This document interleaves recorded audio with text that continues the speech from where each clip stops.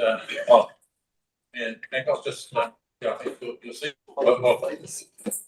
Just to outline, this is a statutory body under the Land and Transport Act, and it comprises 9 members, 9 voting members. We have 2 regional council representatives, myself and Councillor Scrimgeour, who's the deputy chair, and we then have all of the mayors of the constituent bodies of the Bay of Plenty region, plus NZTA, but we also have advisors with police, welcome, AA, and other bodies, Heavy Freight, an apology today.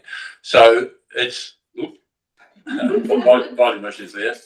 It's an important statutory body, and our core role is to develop the regional transport plan and deal with all other matters relating to transport. So welcome everyone. Just a few introductory comments that I need to make. I've got to remind committee members and advisors that the meeting is being live streamed and recorded and will be made available on the Bay of Plenty Regional Council website following the meeting and archived for a period of 3 years. Our purpose is to provide greater access to council debate, decision making, and encouraging openness and transparency. I also remind all present that local government decision making affords no protection to councillors, council officers, and the public. Comments made during meetings that are subsequently challenged in the court of law and determined to be slanderous. So with that serious warning, we can move on. I'll call for apologies. We have one from Greg Pert, who's the Heavy Freight advisor. Any other apologies? It is not. Would someone like to move that we accept those apologies? Welcome, Mayor Drysdale. Welcome. Move, Councillor Scrimgeour. Seconder, please. Yeah, Moore. All in favour, please say aye. Aye. Contrary, carried. Right, we'll now move on to item 2 on the agenda, and the tradition is that we have a public forum with various people with issues invited and have an opportunity to make a presentation. Today we have one. It was quite a late notice, but quite an important one, and I welcome to the table Wayne Lowry, the chairman of the Kaimai-o-Manawa Rural Ratepayers Association, who has a number of issues relating to access on and off State Highway 29. I noticed too that he also has 2 Kaimai ward representatives with him. Welcome, Councillor Coxhead and Councillor Murray Bench. Please, welcome, join us at the table. So welcome, Mr. Lowry. I understand that you have a presentation. The normal time of the public forum is between 5 and no more than 10 minutes. So just to give you an indication, and it's good to leave time for questioning from councillors. So over to you, and welcome. Thank you very much.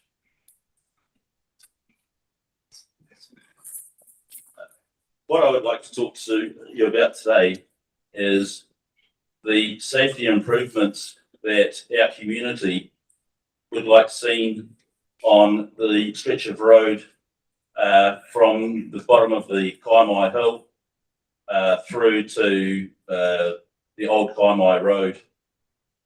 And I think the best way to start this is to give you a brief introduction in regard to what it's like to experience something on State Highway 29, particularly at the Lower Kaimais. And I heard a story where a lady was going to see her son that had just bought a new house in Thorn Road, and she was following her navigation system in the car. She was travelling from Tauranga through, and she went, started going up the Kaimais, and 2 kilometres to go. Overtook a couple of trucks on the left-hand side as she was in the right-hand side overtaking lane. 400 metres to go, starts to slow down a little bit, checks the mirrors, everything looks fine. 200 metres to go, everything's looking good. Right, turn right now. She stopped where she was to turn right, and she was stationary in the right-hand lane of an overtaking bay 100 km/h traffic streaming through on her left-hand side. Oncoming traffic, 100 km/h coming towards her, and 100 km/h traffic coming right up behind her.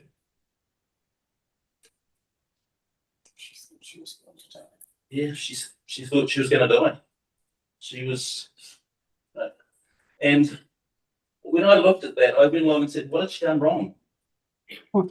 She had done nothing wrong. She was just a normal driver following the road like any other driver would do. And yet here she was basically putting her life in jeopardy because of the way that she'd done. And so when you start to analyse, how do we change this? How do we go along and prevent the situation from occurring? And you have to start looking at the way that the roading is engineered and the way that you can modify the change in the road to go along and make it a lot safer. So what I'm presenting today, or asking for today, is I'm not asking for a whole lot of money. It's not about doing that. What I'm asking about is some very simple changes that we believe as a community that can be achieved at minimal cost, but could have a significant difference to the road safety and the way that the road is managed by drivers. If we can get this in the work, button, she said. All right. Oh, sorry, there we go. Oops, okay.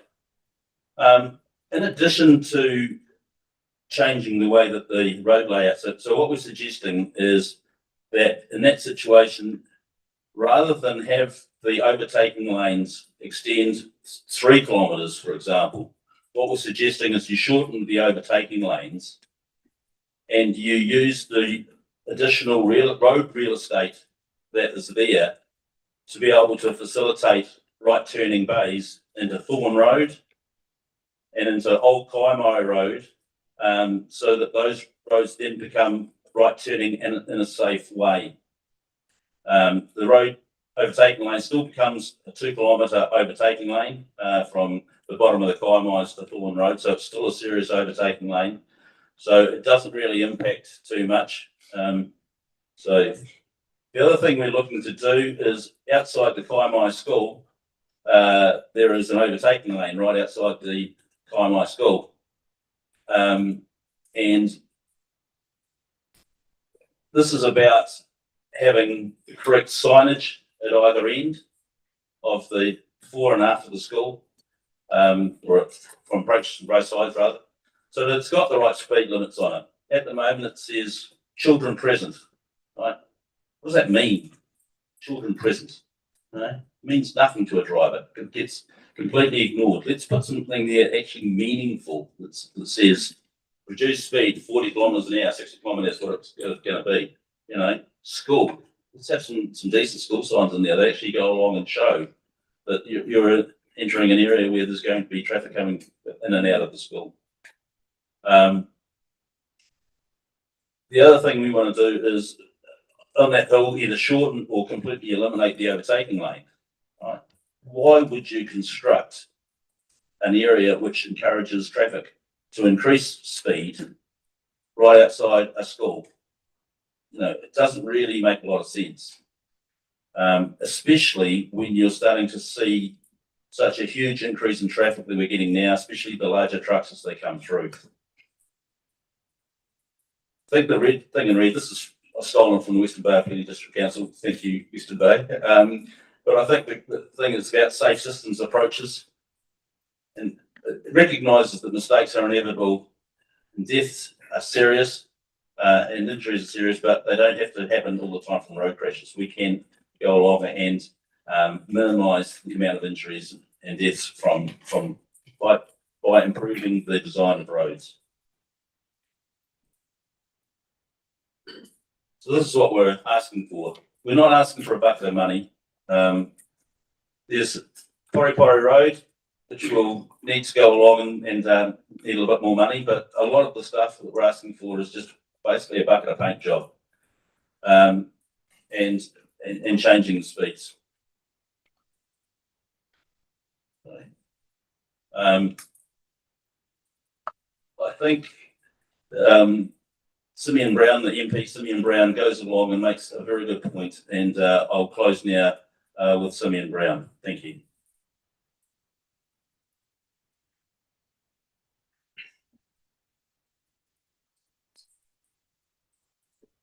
Just waiting for the basis, little video. and quite frankly, to hear what you're dealing with. If you were living in a city, you would have a solution pretty quickly. And I feel that you're being ignored because you live in a rural community, and I don't think that's acceptable. So thank you for the opportunity to be able to hear here in Bay of Plenty. And so it's great to be here together to listen to the concerns of the community here on State Highway 29. And I have taken copious notes because I'm incredibly grateful for the opportunity to hear the stories of people who use this road on a day-to-day basis, and quite frankly, to hear what you're dealing with. If you were living in a city, you would have a solution pretty quickly. And I feel that you're being ignored because you live in a rural community, and I don't think that's acceptable. So thank you for the opportunity to be able to hear here in Bay of Plenty.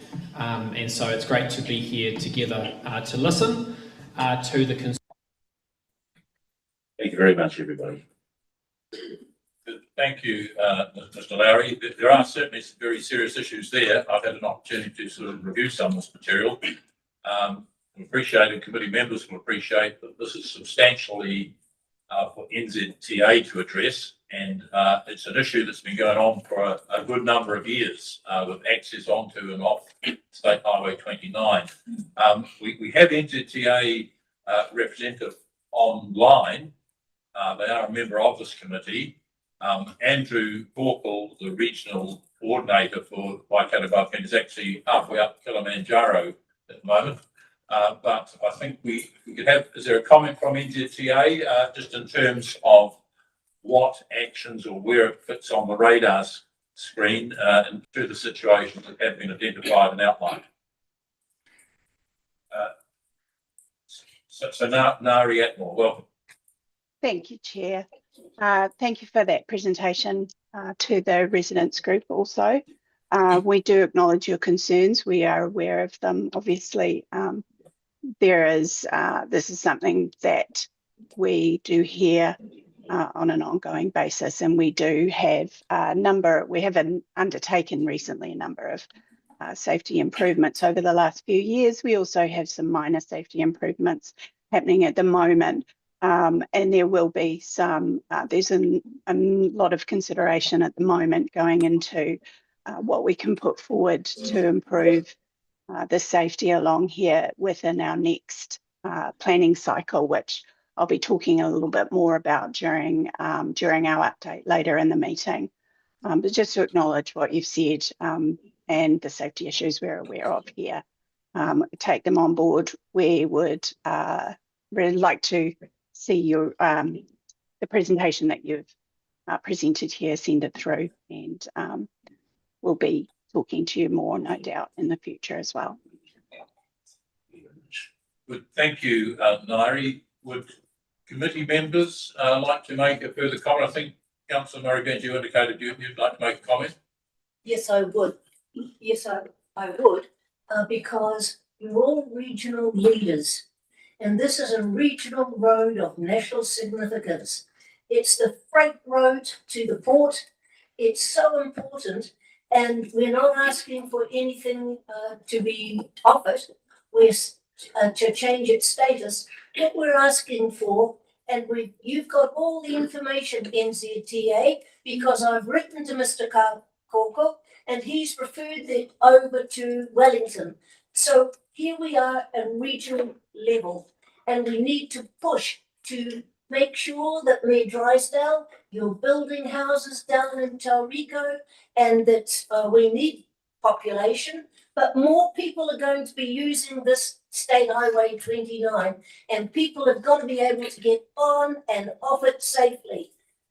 Thorn Road, Omanua Road should be through to Belt Road rather than having another dangerous corner.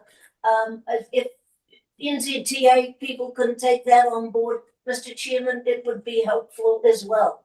But you've got the information. We need a decision from Wellington, but we cannot do it unless you are supportive of us.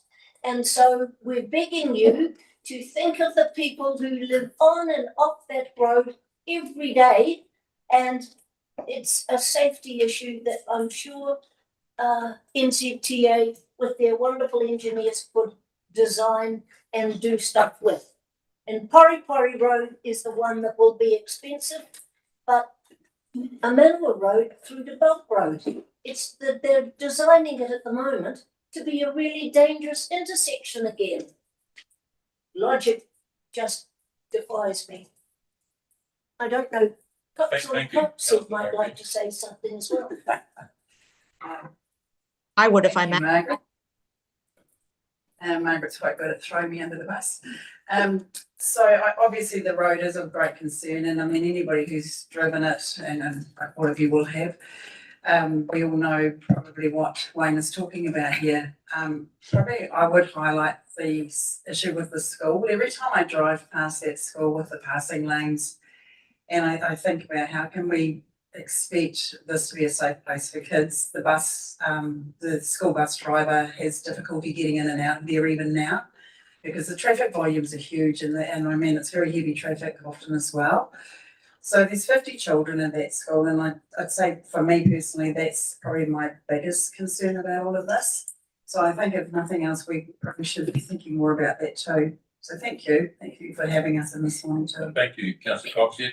Do other council committee members have any comment to make? Inspector Gilbank, from a policing perspective, is there any comment you'd like to make? So any form of road safety or alterations that can be made to any of our intersections is hugely important to us. I guess the biggest issue you've got on that stretch of road now is just the traffic volumes, and particularly the freight volumes, because freight moves at a lot slower pace than normal vehicles. And normal vehicles expect to be able to travel at the road speed. So it's either these alterations that could be made, you could lower the road speed to bring everybody back down a little bit as they're travelling up the Kaimais. But I do agree with the residents that being in a position to turn, road safety regulations or our rules say that you should pull to the left instead of sitting in the middle of the road. You pull to the left, you've now got to get across 3 lanes to go right. So again, that opens up another safety issue for people trying to turn right across or into a lane, even an active lane that's moving at 100 kilometres an hour. It's very, very difficult. So I don't have the answer. I do support what people are saying in terms of making safety improvements to be able to turn in and out of those side roads is hugely important. Thank you, Inspector. Very, very helpful comments there. I understand Deputy Mayor Schuler, you'd like to make a comment? Yes, thank you, Chair. I have had a property next to Kaimai School for 28 years. I believe it was probably 23 years ago when I was on the board of Kaimai School. We wrote to NZTA then and just said, could we have some better signalling? I drove driveway. I still do. I'm shocked every time I see somebody about to turn right when they're in the outside passing lane, knowing that they are likely to stop and that I've got a load of traffic behind me and that I need to get into the inside lane. So, you know, when NZTA, thank you for your comment, but when you say, yes, please send us a presentation, this has, I know, been going on for over 20 years, and Margaret has been the forefront of this. We've had so many meetings, and I just, you know, we just really have to advance it. It's a really shocking situation, and we're going to be feeling terrible when we do get deaths from this, because it's a really, really dangerous situation, and I 100% support those that have come in to talk about it and those who have been fighting for this for a long time. Thank you. Thank you. Thank you. Mayor Drysdale, you had a comment. Oh, I just had a question. I don't know if we can have I don't know if we've got the answers right now, but how many crashes or that we've actually had from this issue? Got any? No. Well, we could, if we could get information on that as That information is reported is there, so it's something that perhaps can do further research. yeah, it would just be interesting, like how many were involved with people trying to turn right. Yeah, Daniel. Thank you. First, I would support Councillor Scooter. Her summary this has been on the cards for a very long time. I know Deputy Mayor Laurie Bench has been pushing this for some time, as the residents. And so for me, it's a question of how do we support this any works that might improve safety and when we do it. And I think Andrew Corkin is due to give our council an update, I believe, but I'll check exactly when that will be. But I think if we don't get a good answer about when that's going to happen and what works in progress or sorry to be planned, then we should consider making writing a letter or something like that. Yes, I was going to suggest that. I think it's something that we've heard from Deputy Mayor Schuler that it's been a hoary old chestnut kicking around for 20 years or more. It's time we actually took some action, and perhaps as a regional transport committee, we could formally engage with NZTA with a request that they address the issues and report to us in terms of what action is possible. Perhaps I'll seek guidance from Oliver Haycourt on this. Thank you, Chair. As we're in public forum, the committee cannot pass resolution. Item 8.1 on your agenda, Chair's report does have a general road safety update. So that would be the point where they want to consider proposing a resolution to explore further advocacy on this matter. Thank you for that advice, and that's further down the agenda, so we'll do that when we come to that point. Any further comment? Yeah, more. Yeah, thank you for your presentation. We come from a rural area, a lot of state highway through our property district, and we have a lot of schools where the kids actually have to walk to school. So I just find it ironic we've got Mr. Brown actually saying, you know, if it's in the city, you'd be listened to. He's right. He is right. They also are throwing Whakatahi under the bus here. As a group, we need to actually lobby, not just Whakatahi, but those that dictate what they do. We had a whole lot of speed restrictions all thrown in. It's an obsession of speed, and speed can get this country on track. I unfortunately have dealt with so many fatal accidents, not just in a short career in the police, but in my mahi that I do as a beekeeper and also as a volunteer fire brigade. One accident is too many to see. It's traumatising for everyone involved and tragic for everyone. So thank you for your presentation, and I just urge this group to be brave enough to actually don't aim this at Whakatahi alone. Their direction gets changed at the form of a government. So this is a state highway. Someone needs to remind Mr. Brown it's not in the outlet. That's actually his road, not our roads. We have our people living on it, and they're the ones that pay the price when something goes wrong. So thank you very much. It's not just an attack on I'm not, you know, this is something for us to do as a group and actually be brave enough to actually raise it and give some assistance to what to make these changes. Thank you, Mayor Moore. Councillor Daly, I believe you had a comment. Oh, yes, thank you, Ken. I'll reinforce everything that's been said today, but this issue has been burning, smouldering away for a very long time, and Margaret's been the champion. Clearly, the meeting that was shown on the video that Wayne presented with Simeon and Sam and Tom present was up in the Kaimai School, I believe. And that was nearly 3 years ago now that we had that meeting, and the issue has not changed, or hasn't gone away as everyone said, obviously. But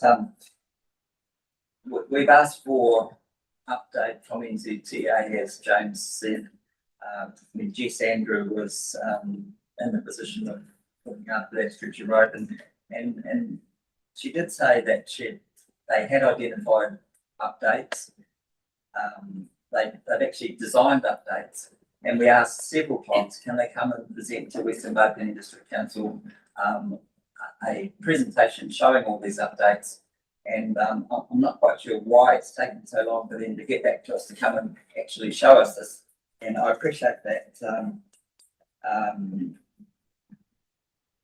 the lady on the line there, sorry, Nairi, has done some improvements over the last few years, and there are currently improvements underway, but really just want a show us what the plan is, what you've actually designed as improvements, when they're going to be done.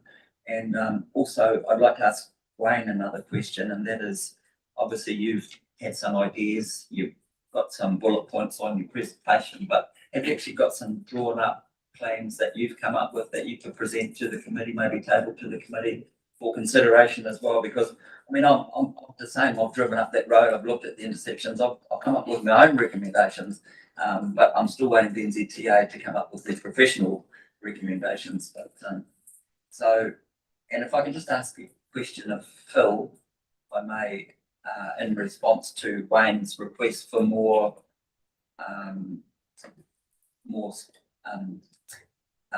the compliance of the speeds and how much patrolling is actually done up there, and to keep speeds down, especially through those intersections. I mean, we all drive up there from time to time and we see the police presence, but is there a focus on the intersections? There's a focus on speed. At the moment, I'll speak to you. Sorry. Sorry. in terms of our enforcement, the primary enforcement focus is speed, but obviously if we pick up on intersections, people behaving in intersections, but those intersections aren't people failing to stop at an intersection or failing to get away. It's the ability to be able to get across is the difficulty. So yes, whilst I appreciate what you were asking me around crashes at those intersections, we've also got to remember there's a perception of safety thing that we are all responsible for too. That a driver needs to be able to feel comfortable to be able to turn in and out of their roads and their residences. That's something that we as a society are responsible for as well. So we've got people living here, living in streets, they should be able to get in and out of the street safely and feel that they're able to.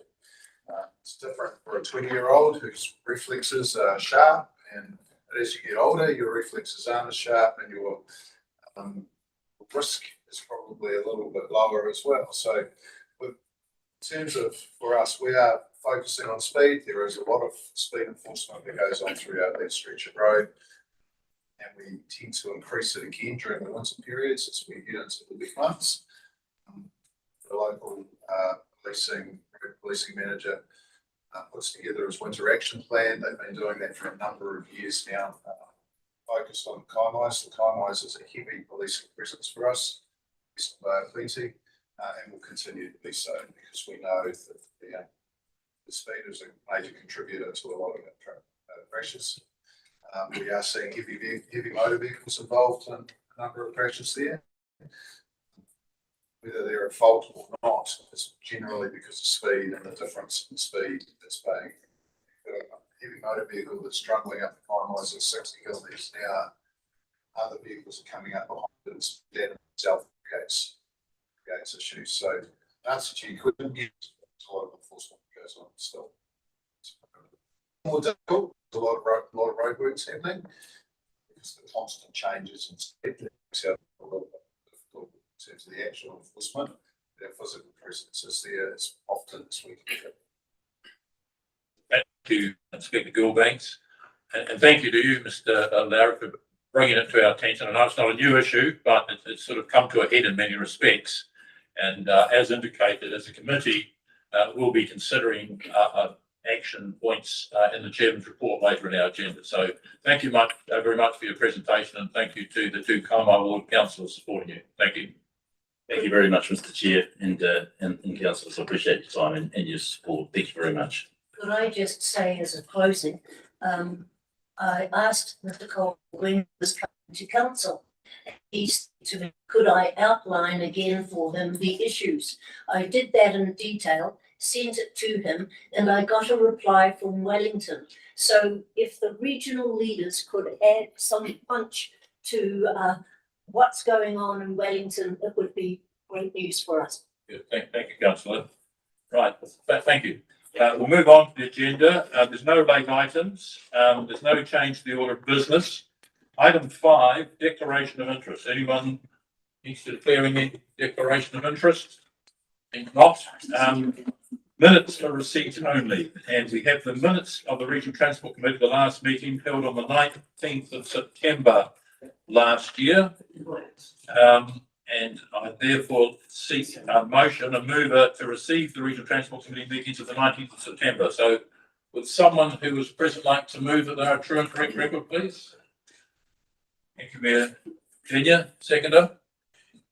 To the best of my recollection, Chair. Thank you, Mayor.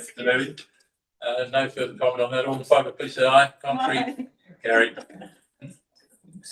Yes, we have seen.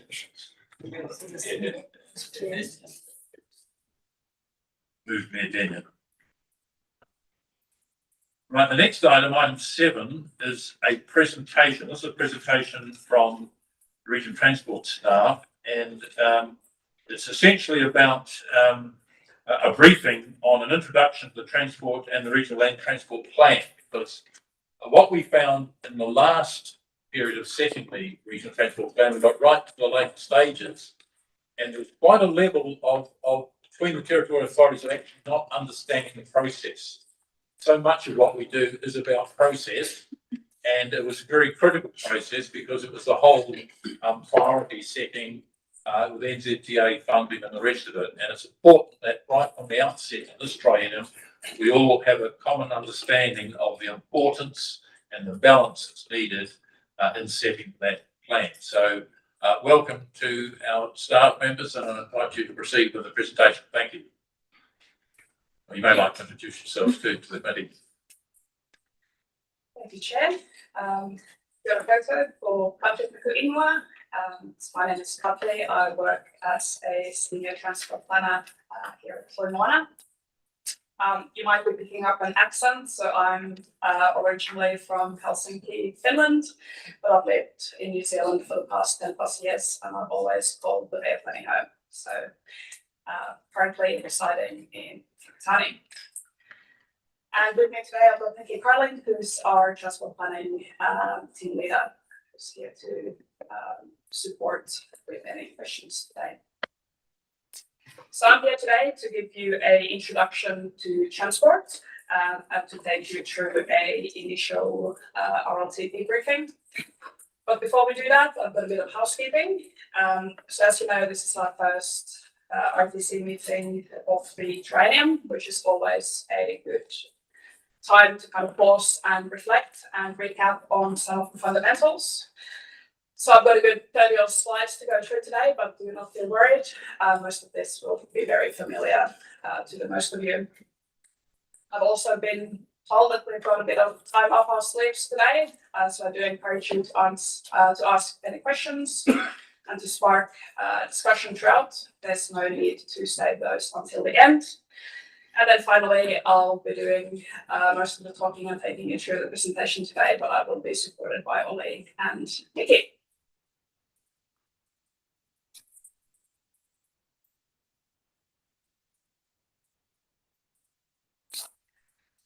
So in terms of the purpose of the briefing today, there's a few different things. So the main purpose today is to just, as mentioned, recap on some of the fundamentals. So we're going to talk about the challenges that we're facing in transport. We're going to talk about the roles and responsibilities of the RTC, as well as the main item of today, which is to understand the role, scope, and development timeline of the RLTP. And then finally, most importantly, we are proposing our approach to the next RLTP development. So you can see here on the graph on the right, today is very much the start of the development of the next RLTPs. We have our kickoff meeting today with our briefing, and then that is followed by 3 specific RLTP development workshops over the next 18 months.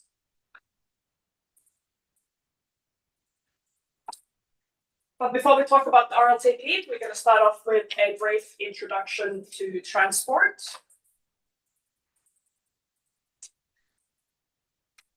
So what's the transport challenge? If you look up the definition about strategic transport planning online or in a dictionary, you'll see that the definition is very much that it's a process for deciding how a transport system should develop and operate so that people and goods can move safely, efficiently, sustainably, and affordably. You'll note here that the whole crux around the transport challenge is about influencing the movement of people and goods, not just vehicles. For the RTC, the aim here is very much to support you as committee members in answering quite complex questions like the ones we have on screen. So how do we get people where they need to go? What's the best mix of transport options available to us? How do we spend the very limited transport funding that we have available to the greatest benefit? And how do we balance the needs of today with the needs of tomorrow?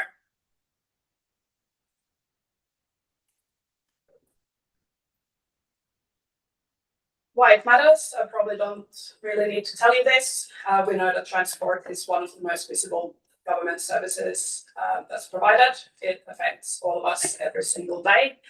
It influences where we live, where we work, and what services are available to us. It shapes the economic growth of our region, the safety of our roads, as we just heard, the health of our people, and the emissions of our planet. But transport decisions are never easy, as you'd appreciate. So you as RTC members will be asked to consider a number of trade-offs between things, and these can be things like safety, affordability, reliability, access and equity, and the needs of our urban and communities.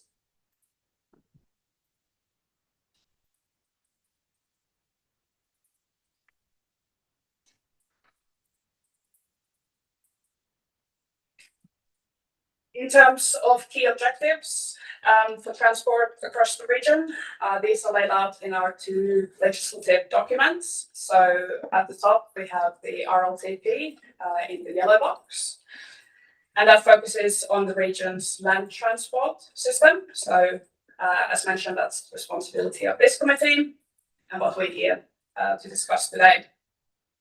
So the 6 objectives that you can see on screen now are the objectives of the current operative RLTP that was adopted in 2024.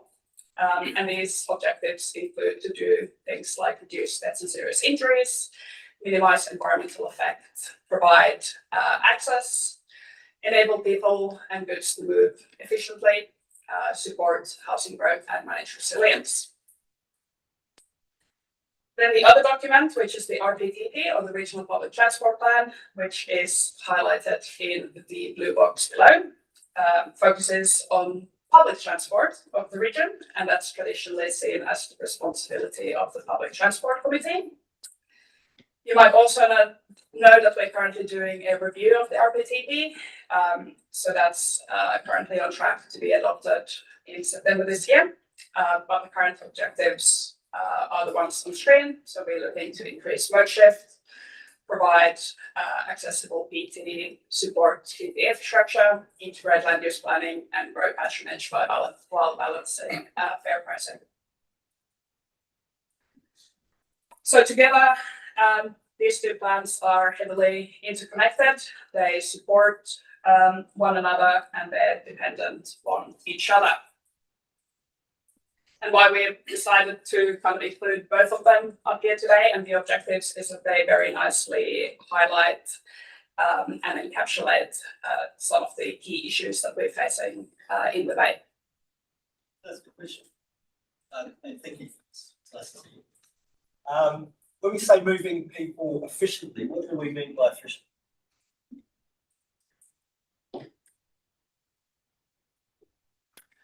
Through the chair, that's ultimately the discretion of the committee, your worship. So efficiency can cover a lot of different things. Through the course of the workshops, the committee will be defining what that means to them, which will then be will then be readed. Thank you.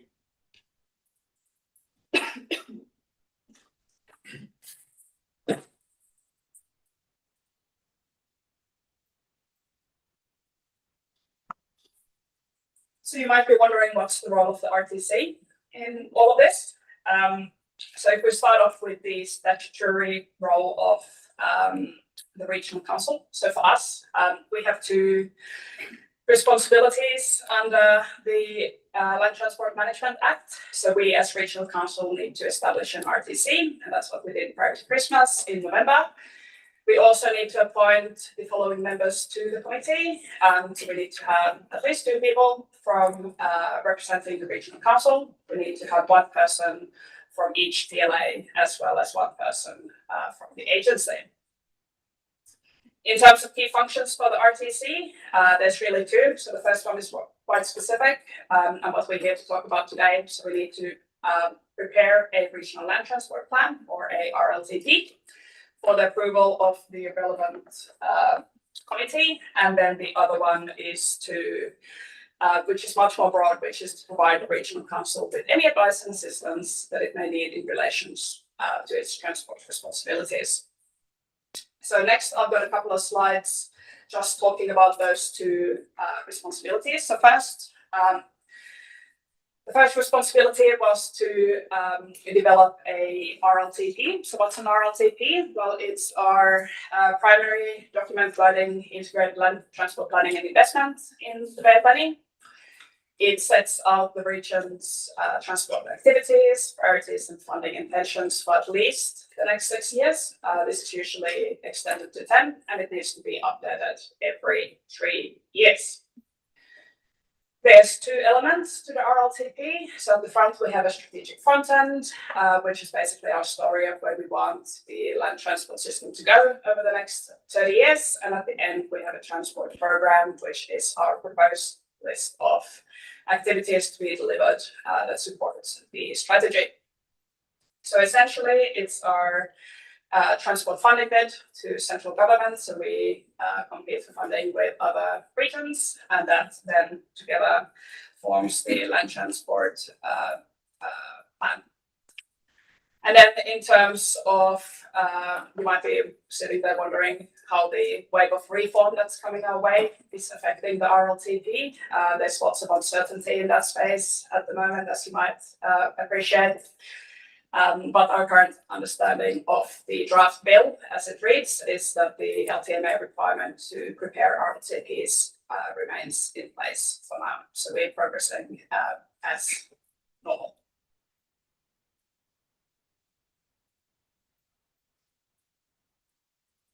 Then over to the broader function of how the RTC influences, how the RTC can influence regional transport. So you recall that the first core function of the RTC is to develop a RLTP. The other function is to provide any advice and assistance that the regional council might need in terms of its transport responsibilities. So what could this look like? A lot of this is exercised through that broader leadership, alignment, and governance path. And we have 2 examples up here on the screen. So a core function of this could be around shaping the narrative, the strategic narrative for the region. So consistently framing regional transport challenges to our key partners and providing a united and credible voice, even if there might be some differences in how individual councils deliver things. The other thing we've identified is that there is a role for the RTC to kind of provide that high-level governance oversight on delivery. So really honing in on highlighting delays, risk and misalignment to agreed priorities, and then recommending adjustments, whether that's to the RLTP, the development, any variations or the like, as and when needed.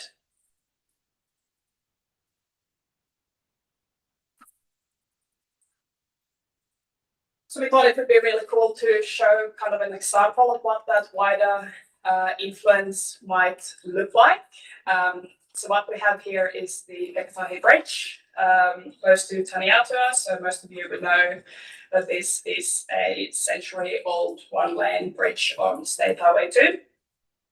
And how the RTC has been involved in this conversation is very much that there's been lots of advocacy work happening over the years.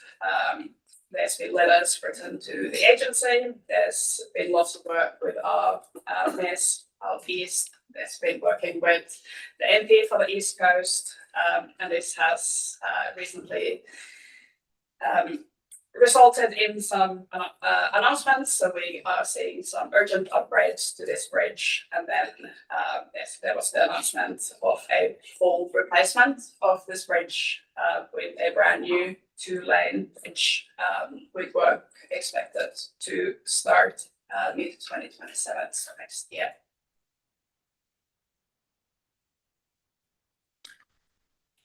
That was my very quick intro to transport. Before we move on to the RLTP, I thought I'll pause and just open the floor to any questions.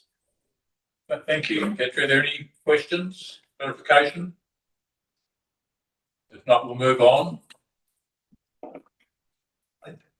Oh, sorry, Campos. So what I've understood you saying is that the plan is essentially a budget bid. How, because I'm new to this committee, how responsive is the government to those? Do we get what we ask for? Do we? Perhaps I could comment on that. I might like to chip in, but the government sets its government policy statement, and then you have the National Land Transport Fund and the regional distribution, if you like, of the PUTIA, and there's never enough money for the ambitious projects all around the country. Over the years, our region's done reasonably well, but the problem with the last round was with the change of emphasis. Every change of government we seem to get a different government policy statement, as we will understand. But the last one is a big shift in emphasis onto RONs, the roads of national significance. And essentially there was no money left over for other support for territorial authority projects. So in our region, of course, we had the two big identified RONs with the Takatimu North Links 1 and 2 and the Tauriko. And I think it'd be fair to say that consumed the vast bulk of the money, and there was virtually very little for other activities. But that may well change in the next round.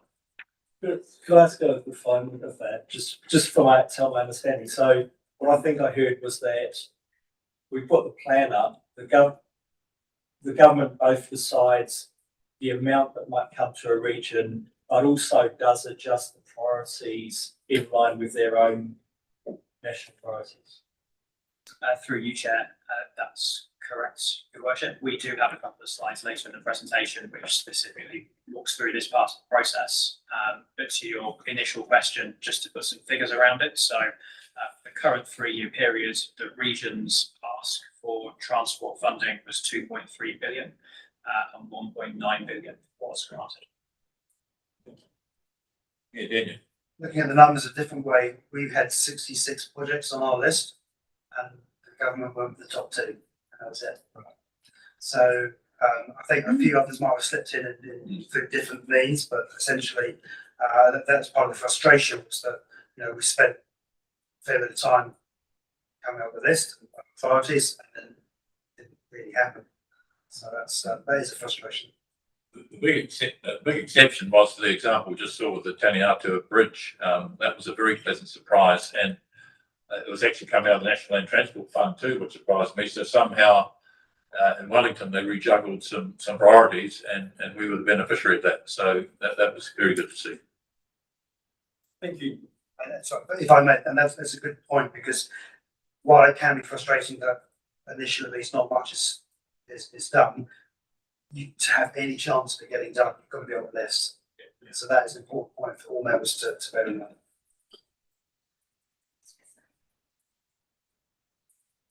Please, come on. Yep. So as mentioned, today is very much the kickoff of the next RLTP development cycles for the RLTP 2027. We're going to start that conversation by very quickly talking about the policy life cycle and how the RLTP development kind of fits within that. So what's the policy life cycle? You might have come across this before. Essentially, it's governance best practice on how public policy is created, implemented, and monitored. It's not a one-off decision. It's a continuous cycle where we plan, deliver, and monitor. For the RLTP development, we of course are starting the first part of the cycle now with the review of the RLTP. We'll then move on to the delivery phase where we deliver the programs that get funded through the NLTP. And then finally, we have the learning and refine phase where we monitor progress made and adjust our delivery as required.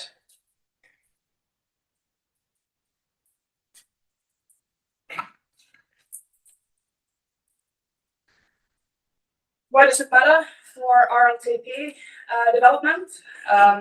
There's a few reasons. So it really hones in and focuses on the right transport challenges being solved. Overall, it supports informed and evidence-based decision making.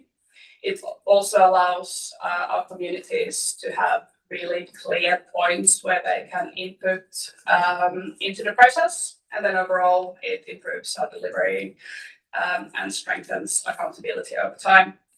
So essentially, the policy life cycles ensures that we plan before we commit, we implement what we approve, and we monitor if it's delivering what we promised that it would.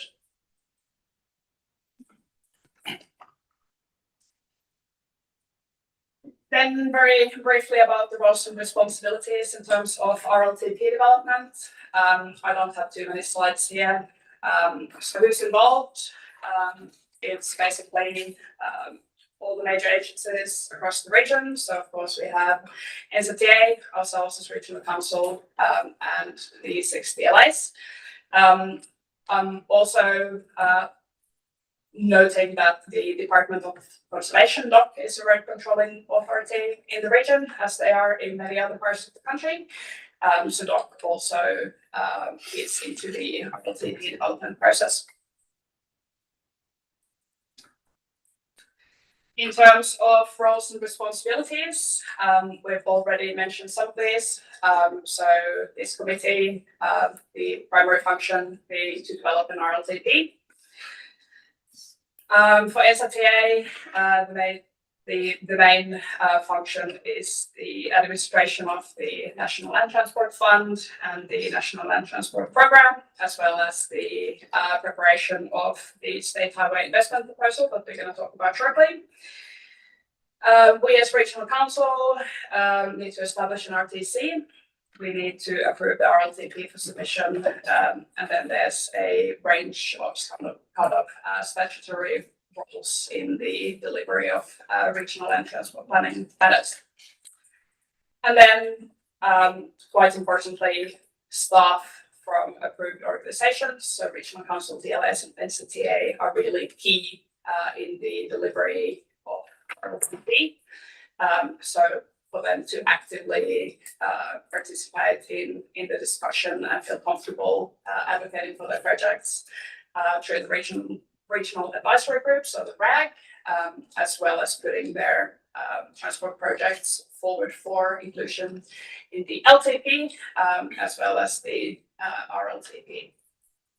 Can I just comment on that? Sorry to interrupt, but just stress the importance of the RAG, the Regional Advisory Group, the technical group, which is largely made up of staff of the very territorial authorities working with our staff. And I think the lesson from the previous triennium was that there was a disjunct there in some instances between the governance and the elected members and the function of the RAG, and we didn't have good linkage there. So that's why I think at the start of this process, it's important that we all understand that, because that's really the initiation of the bidding war. that's where the priority, the first draft or sieve of the priorities begins at that territorial level. So as long as we all understand that, so when it comes to this committee, we know that it's been through that robust process with all the technical staff jointly sorting through the various priorities. Oliver, you might like to expand on that. Through you, Chair, I just wanted to provide the committee with reassurance that following the previous process, we reflected on that process with our colleagues at the TLAs. We've renewed the terms of reference for that group, and there's much more clarity around the expectation and the role of being a member of the Regional Advisory Group. So hopefully we can build upon the lessons that we learned from the last process, and members feel much more informed going into committee meetings as to what's included in the plan for various parts of the region. Yeah, thank you. Thank you, and thanks for that clarification. That's really helpful. I had a question because I saw, you mentioned DOC being having some responsibilities. I was just wondering how they input into the plan, because obviously they're not part of this. Through the chair, so DOC usually have a range of maintenance and kind of operations that they alternate across the country in terms of different NLTP periods. So it depends on what work they have planned for the next kind of 3 years in terms of how much they will feed into this specific RLTP for this funding round.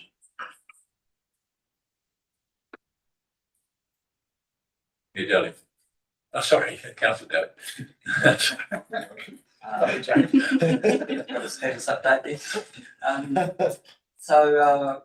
Yes, my question is along the lines of Ken's point that he just made, and I'd like to give an example in terms of Western Bay Planning District Council's project that we had in this regional land transport plan, which was Rangiora Business Park to Puke shared pathway connection.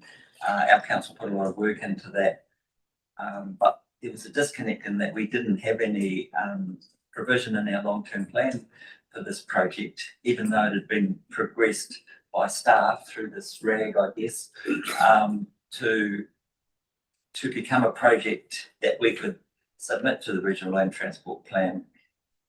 And most of our councillors weren't even aware of it. So I just really think that, and I'm pleased that Ollie said there's been a review into this process, because it just doesn't make sense that our councils aren't, giving their own priorities through the elected members, through the RAG, through to this plan and this committee. So I did ask our mayor if I could come onto this committee, because I was concerned about these sort of deficiencies.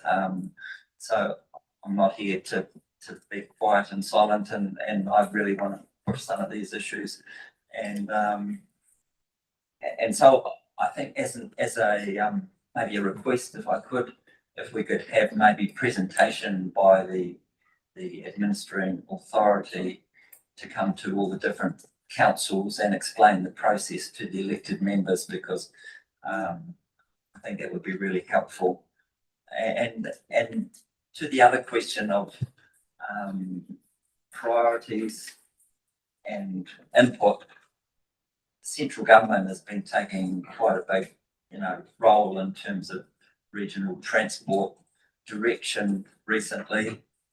There was an update this morning to councillors, some of our councillors, about this, and I'm just wondering, I think there needs to be an alignment between that process and this process as well.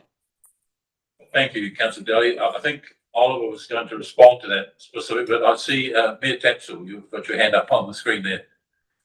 Oh, thank you. I can wait until the answer has been given for that.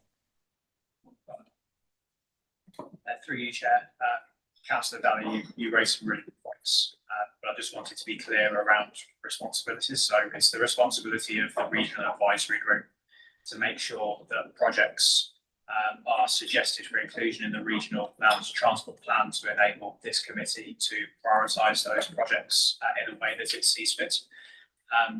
the inclusion of projects within individual councils' LTPs is not the responsibility of this committee. But of course, the information that this committee is pooling and generating will be very helpful in that process. To your other question around the regional council team coming around and presenting to TLAs, that is something that we're looking to do. That's something that we've done when we've progressed previous plans. So we'll be working with your teams to try and line up some dates to go on the road and visit all the TLAs. Thank you, Oliver. Mayor Tapson.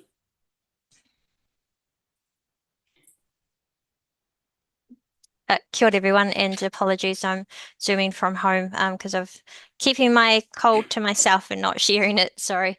But I did just have some questions. So first question was, how does this process compare to other regions? It has been very confusing. I kind of do like the concept of involving our wider councils because, of course, from our perspective as elected members, we get feedback through our communities. As councils, we respond to that in a local perspective.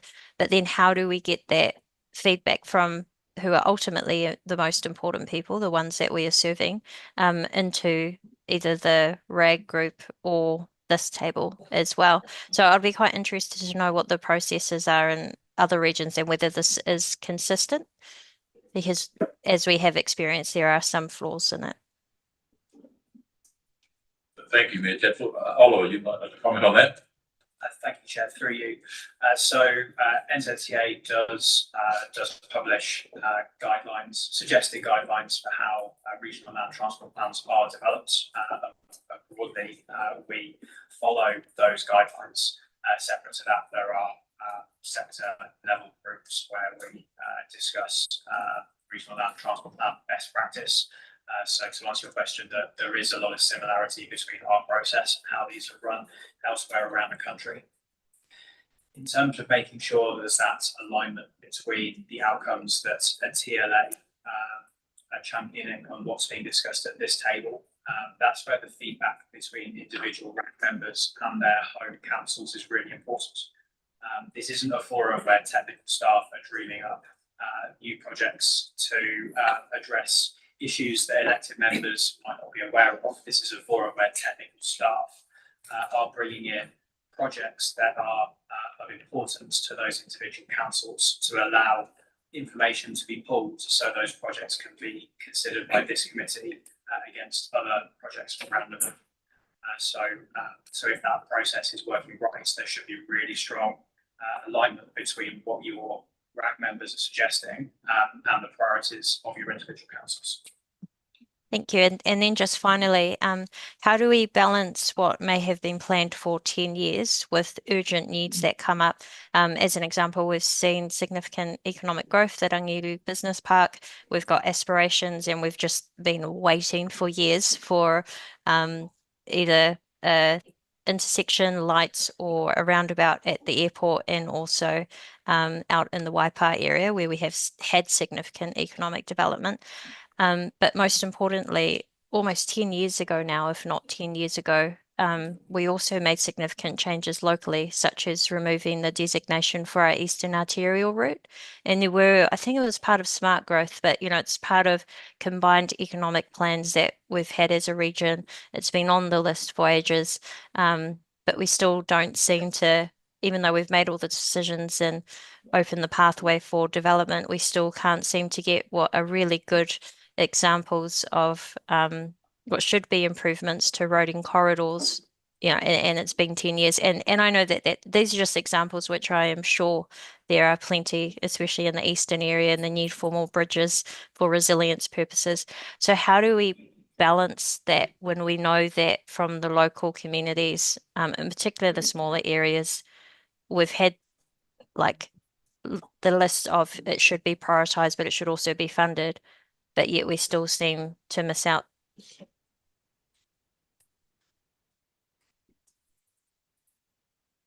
Yes, I certainly understand that sentiment, and I think in the last round there was sort of a real regional imbalance that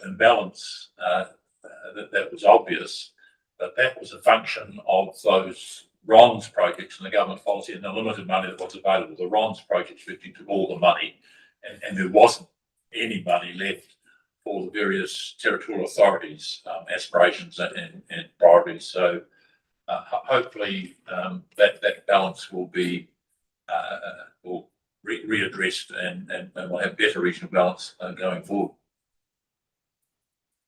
Anthony. I'm through the chair, please. Thank you. My recollection is actually that the RONS projects exacerbated the fact that our RAG group had become disconnected from our governance representatives at the table. So I haven't been quite at this Regional Transport Committee as long as 8th term Councillor Julian here to my left.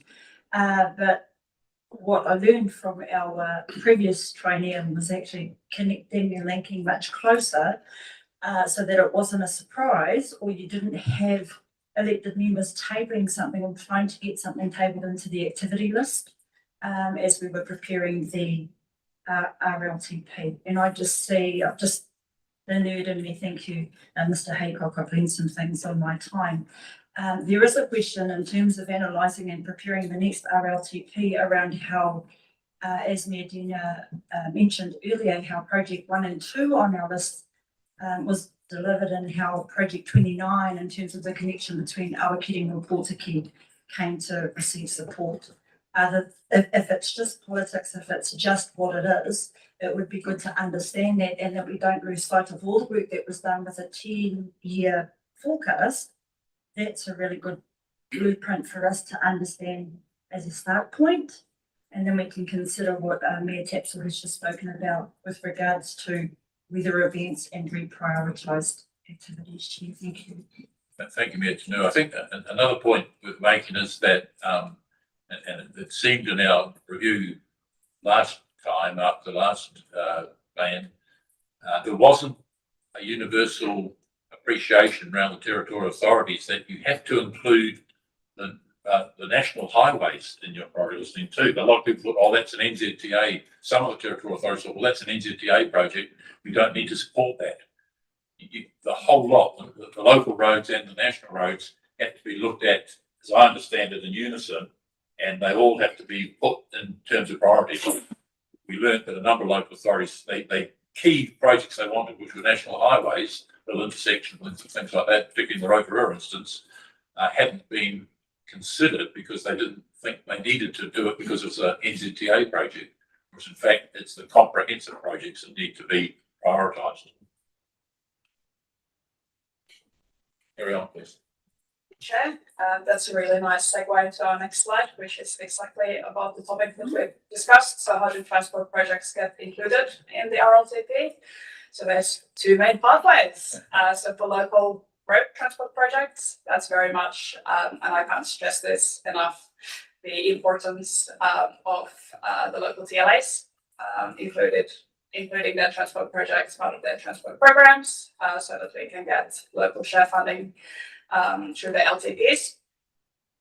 And these then together form the RLTP and then becomes our region's funding bid to central government. So it's really important that the projects are included because that is a prerequisite for any funding inclusion from the NLTP, of course, subject to available funding.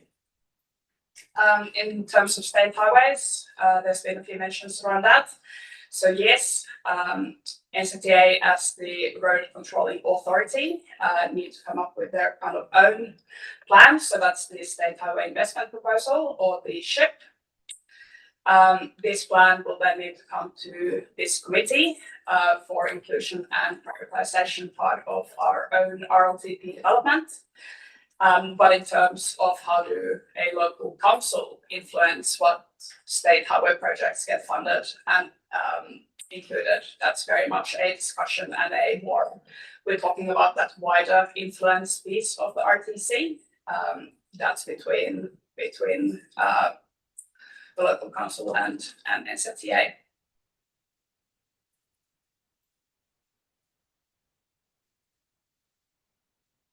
Cool. That's the end. Sorry, is that the end of the presentation or? No, still going? we still have more. Could you give me an indication of time? I'm just thinking about morning tea break. I don't want to interrupt a particular presentation, but Through you, Chair, we're probably another 15 to 20 minutes, but this would be an opportune time to stop morning tea if you wish. right, okay, we'll do that. I think we'll probably all hanging out for a cup of coffee. So, but let's keep it to 10 minutes, and feel free to bring your coffee back to the table. So let's be back here no later than 5 too. Good, thank you.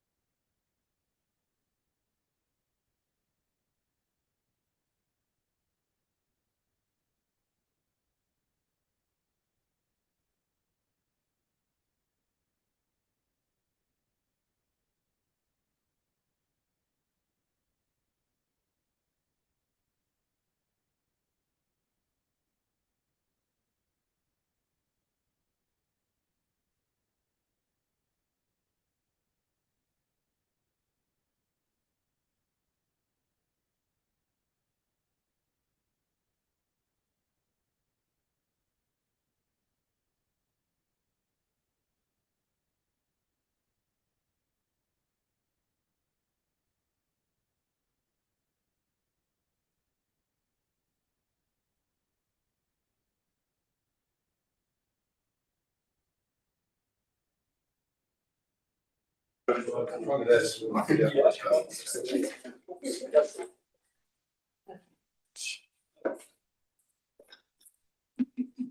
we're carrying on with the presentation from staff. We'll stand here about 10 minutes, still to go with the topic. Thank you.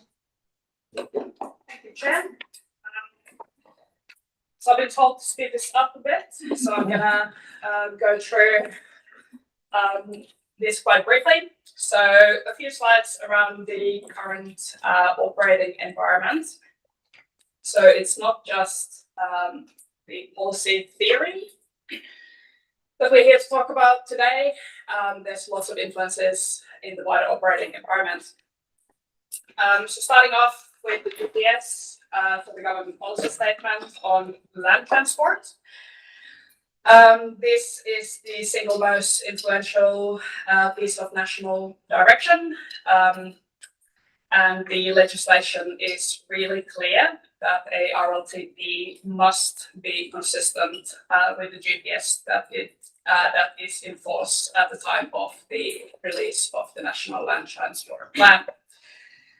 The current GPS was released in 2024, and it has 4 strategic priorities, these being economic growth and productivity, increased maintenance and resilience, safety and value for money.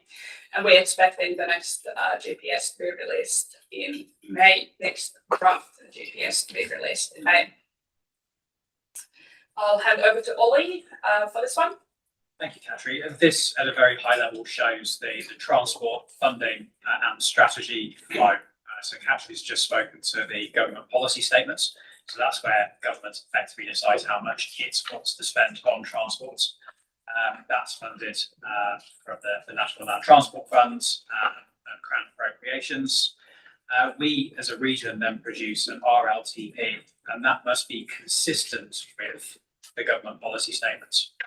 NZTA then takes the government policy statement and the Regional Land Transport Plan and uses that to create the National Land Transport Programme. So that is effectively the list of projects approved for funding. NZTA's role in this, however, is it needs to take account of what's in the RLTP, but ultimately give effect to the government policy statements. So you can see here the hierarchy of these documents and how much influence they have in the ultimate list of projects that receive funding. Just to the questions Mayor Tangos raised earlier, you see at the bottom there the figures in terms of what was requested and received last time. Something to note, this isn't just about improvement projects. Whilst we do prioritise improvement projects, all of your maintenance and renewals programs also go through this as well. So a lot of the fund is already spoken for by maintenance renewals activities, as well as those state of right of way improvements as well, with the current NLTP being dominated by the Roads of National Significance program. Thanks, Ollie. Thank you, Ollie. So as Ollie mentioned, a big chunk of the last RLTP was dominated by improvement projects. A big chunk of that was the Roads of National Significance. And as mentioned before, there's 3 RONS projects in the planning currently. So we have the Takitimu North Link Stage 1 and 2, as well as State Highway 29 Towering West.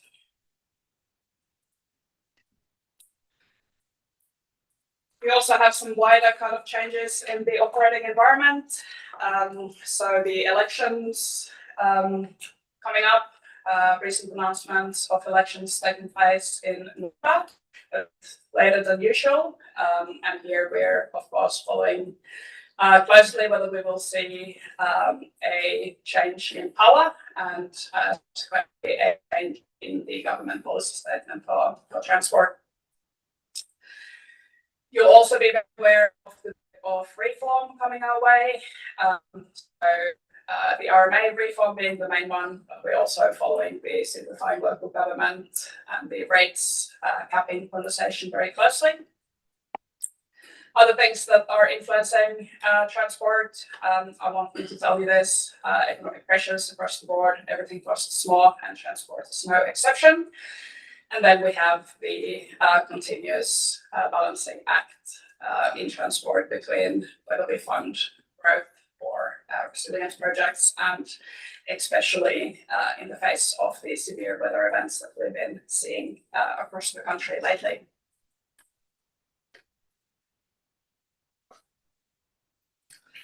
We originally had a few slides about better planning context, but I think we're quite confident we can kind of touch upon this part of the first workshop in May. So I'm just gonna skip through this, but these were basically just to highlight some basic facts and figures for the region and some of the key transport issues. And then we had a few slides around each of the sub-regions and some of the challenges that these sub-regions face in terms of transport. But moving on to the main item of today, which is the start of the development of the next RLTP, so the 2027 one.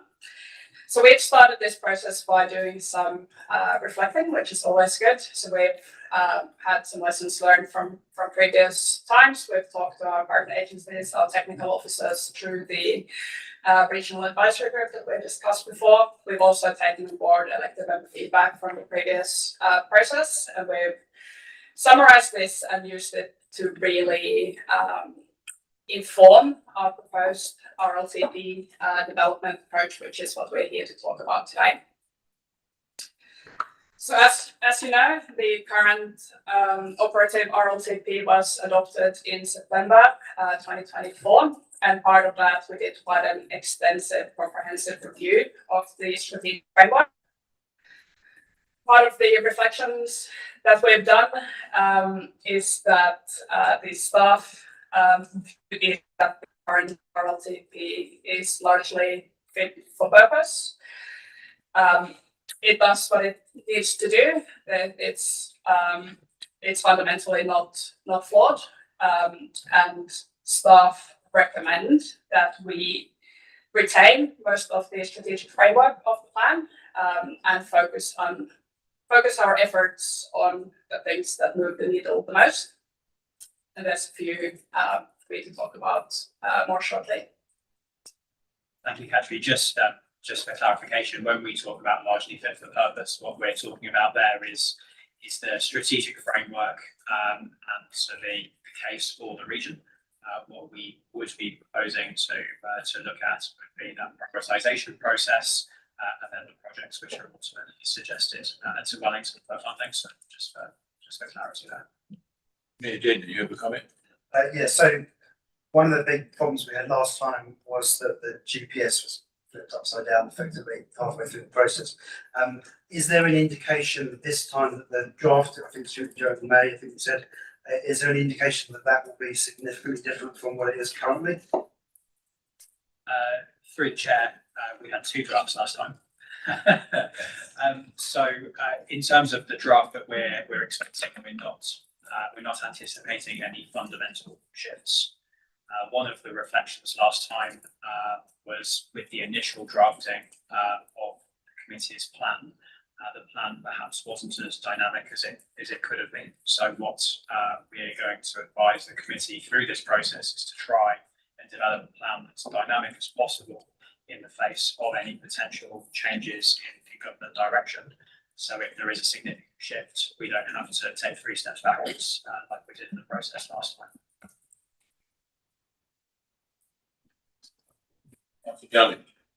Sorry, I just want to go back just slightly.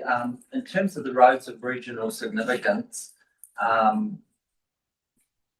is there a process to identify and elevate their status to that through the regional transport committee or individual councils? So I guess probably needs to go back to them, but from a regional transport committee, there would have to be some acknowledgement of individual road status and upgrading, because that's obviously going to have an impact on the government's prioritisation of if we've identified roads of regional significance as opposed to national significance.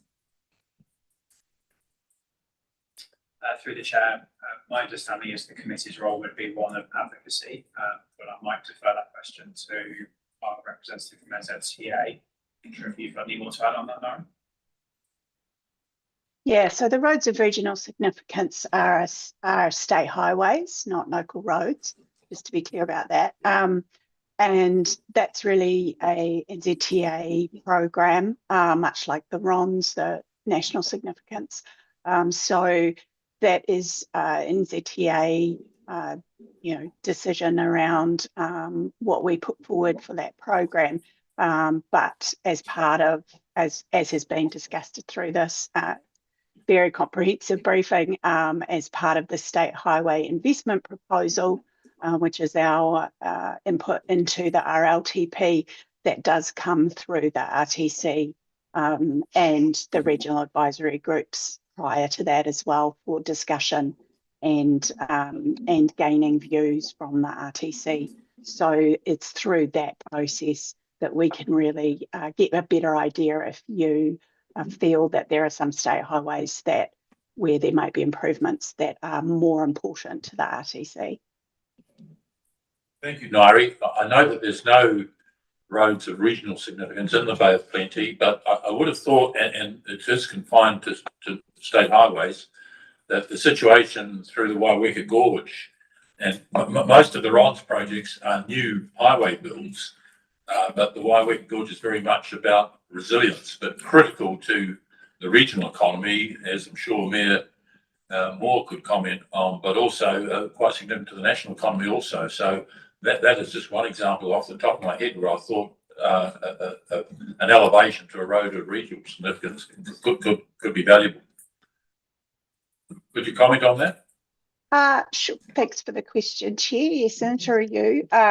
So I think you're right in that most of the roads of regional significance and roads of national significance are about new road developments or major improvements. Waiweka Gorge is obviously a really important resilience project and an extremely important resilience location, and therefore it's of priority under the resilience focus. And just to say, while the name Roads of Regional Significance may give an impression that those are the roads of only roads of significance, just to be really clear, that's not the case. It's just the name of the program for delivering the improvements. Thank you, Nari. Mayor Cancoston. Thank you, Mr. Chair. Just a supplementary, I suppose. I'm just wondering, when NZTA is considering what roads of regional significance they might propose, are you looking at the spatial plans or the sub-regional spatial plans that we've been doing to identify where we've identified opportunities for growth and development? Through you, Chair. So again, just to stress, the Roads of Regional Significance is a particular program about improvements. It's not saying that these are the only roads of significance, and it's also, I believe, is utilising some Crown funding similar to what was funding parts of Takitimu Northlink, for example. So I think what's more important in terms of the RTC's focus for state highways is the state highway investment proposal and prioritising that according to what outcomes and needs you see and would like to have, and putting that within your RLTP. So I wouldn't want to get distracted by talking about roads of regional significance as if they are, if it's not part of that program, it's not seen as being important, because that's not the case. And the roads of national significance and the roads of regional significance programs still go through the same NLTP prioritisation process. And yes, I just wouldn't want to see this chamber being distracted by something that perhaps isn't going to have the right focus for you. Murray, can I ask, there's no roads of regional significance in the Bay of Plenty. Are there any in Waikato or any at all around the country? Just trying to get a feel for what they are. That is an extremely good question that I can take a look and come back to you on. Good, thank you. Chair, Yes, Vicky. I'm aware that there is actually a project on the Waikato or Bay of Plenty border, so it's Te Hawi 29 Piarere. That was a road of regional significance project. Good, thank you. Right, carry on with the presentation. Thank you. Chair. So kind of back to our proposed development approach. So the staff recommendation is that we retain large parts of the strategic framework and instead focus on the things that move the needle the most. So we've identified 2 areas, especially, and I've been really glad to see that a lot of this has already been covered by the discussion today. So the first point is encouraging stakeholder collaboration and engagement. So really stressing that importance of the TLAs and technical officers being involved and across the RLTP development and how important this is for successful RLTP development. The second part is around the robustness of the prioritization methodology. So those of you who were around last time will remember that we ended up with quite a few of the activities having kind of similar weighting, and that made decision making really, really difficult. So what we're hoping to do here is to increase the involvement of the technical officers through the RAG, as well as involving this forum earlier and in greater detail in the discussion. We also have identified a number of kind of standardization improvements for the program development itself. So just consistent naming descriptions so that each member around this table has access to the project details when making funding decisions, and this will enhance transparency and decision quality. This is my final slide. I promise. So what you can see here in the red square is that we're very much starting the RLTP development process today. You'll also notice that we have 2 major events that we've talked about today. So the release of the draft GPS in May, as well as the general elections happening in November. Throughout this process, we have 3 RLTP development workshops, 1 in May, 1 in August, and 1 in November. So to recap at the bottom, we're going to start off with a really light touch strategic framework review. We'll then move on to a much more comprehensive program development piece of work. And then at the end, we have our required consultation and deliberation governance bit where we get approval and then submit the RLTP to NZTA in August, and we are expecting the NLTP to be released a month later in September. That's it for me. Thank you. So looking at that timeline, that looks essentially the same as before, as I recall. And what I do recall from that was that workshop about the prioritised list and draft RLTP in November, and then it comes back for a meeting in February. But of course, you've got Christmas and New Year's. There is time to develop that any further. We've just heard on the earlier slide that if the front end is thought to be basically okay, we seem to be spending effectively from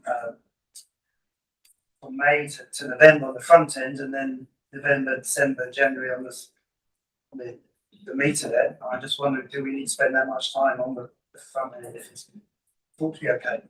Yeah, I think that's a good point. I think it's sort of a message to start to just sort of perhaps if we can accelerate that bit that we've already established and we're comfortable with to move into the meat of it as soon as we can. I think that's the message I'm getting around the table. Is everyone in agreement with that? Is it? Through you, Chair, that's noted.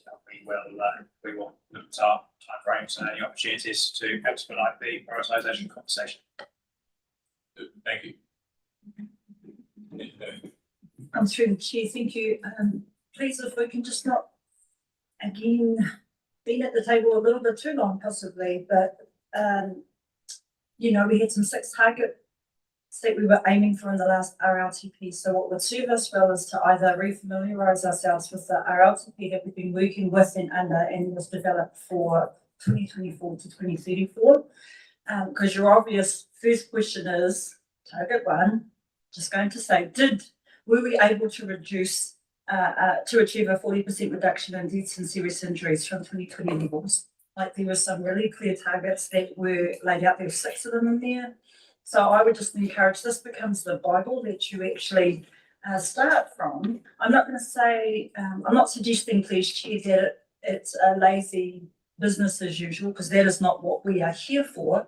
And I certainly am comfortable that our colleagues do not want to be doing that. I've heard some roads of national significance, roads of regional significance. It's the road, whatever term that you want to use, just put it into the system.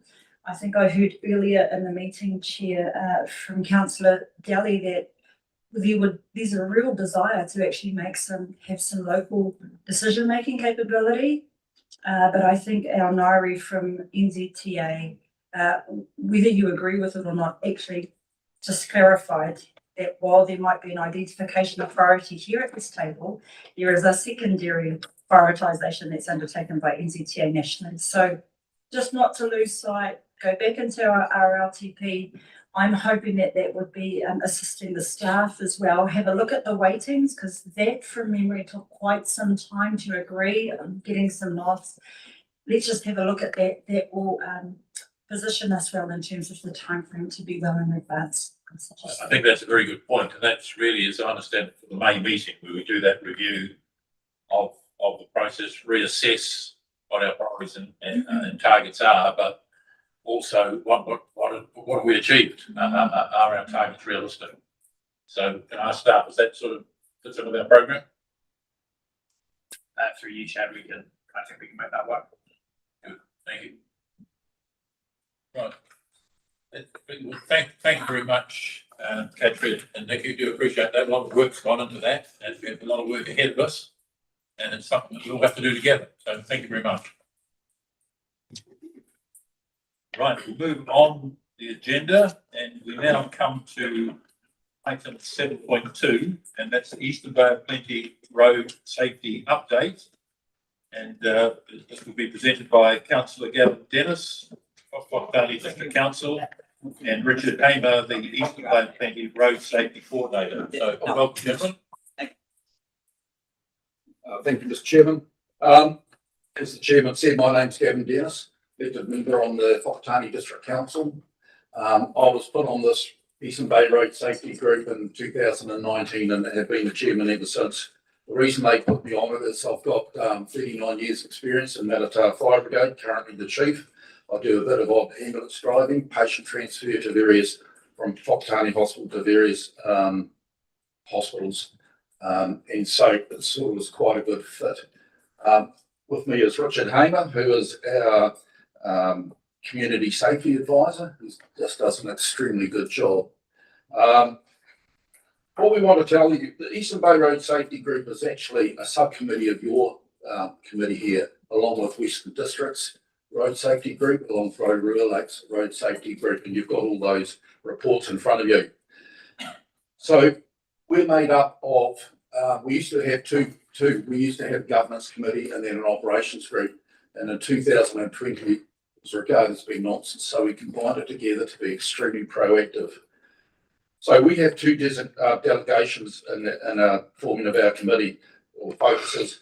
First one is to provide oversight and strategic leadership and pragmatic solutions to ensure that Eastern Bay of Plenty roads are increasingly free of death and injury.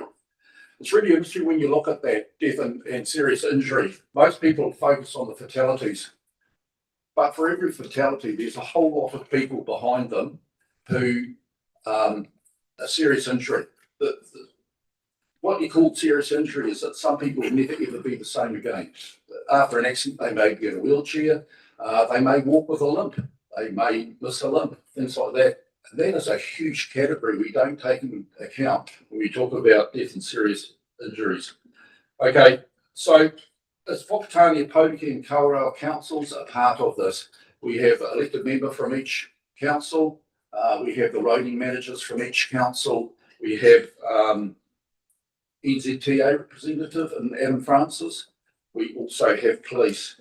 And the policeman is Sergeant Shane Tailby, who is the roading leader of the roading team for police throughout that whole area. So I'll just hand over now to Richard, and he's going to take you through the next bit. Yeah, kia ora everybody. A little bit nervous when we do this. I used to be full time. We had 1.5 positions for road safety, but when we had the cuts, we've gone down pretty much now on 0.5, and my other 0.5 of the role is responding to homelessness in our community. So I think for I don't know if you see the program or read through it, but I think you get very good value for money as a region for our road safety program. And what I really wanted to highlight today is that we wouldn't be able to do what we do unless we had the excellent support from the councils, the police, but also all of our community organisations, iwi providers. I'm on a local bike trust. We apply for lottery funding. That money now goes towards the road safety program. Shouldn't really be doing that, but it's the only way that we can deliver some of our programs. We also got partners like Tracks Concrete, a local provider, give us money every year so we can go into schools and do programs that we would have originally done through NZTA funding. So we've had to adapt. We've had to be really relying on a lot of our community organisations, without which we wouldn't be able to do what we do. If you've seen just a couple of highlights is motorcycle campaigns. I've been in this role for 3 years.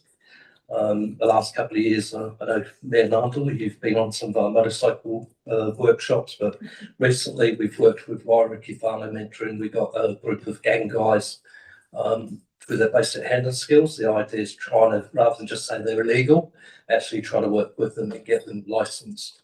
We also recently delivered 122 people in Murupara.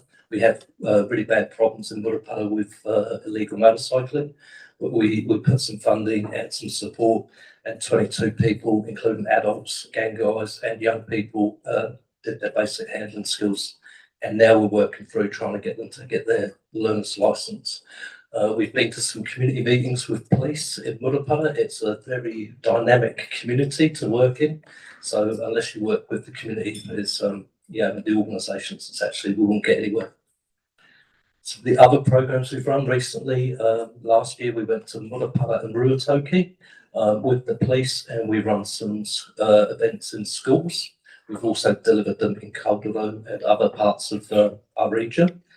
I don't know if you're aware, but from Whakatane it's 2.5 hours to get to Ruatahuna one way, and then to get to Whangaparau the other direction is 2.5 hours. So we've got quite a large region to cover.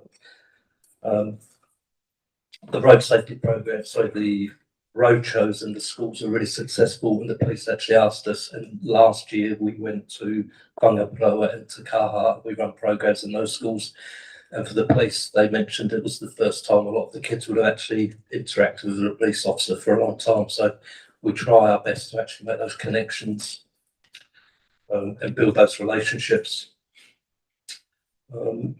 Some of just a couple of other little bits. We were lucky a couple of years ago to get funding from NZTA to set up an e-bike library, one of the only first ones in the Plenty region. That's really successful, but once again, with the funding drying up and having less money, it gets hard just to maintain those things. But it's been a real success in our community. Do I hand over to you now? Oh, sorry, I'm just getting. So just some other stuff, just in the report, I'm a cyclist. I'm the president of the local mountain bike club. I'm also on the Bike Whakatane Trust. We fundraise, we do a lot of work, so it's been quite good being in this position to also support cycling in our communities. But one of the big problems with having very little money from NZTA is we're now struggling to do cycle skills in schools, which I think if you want to get kids, you want to teach people road safety, the first place to start is in the school.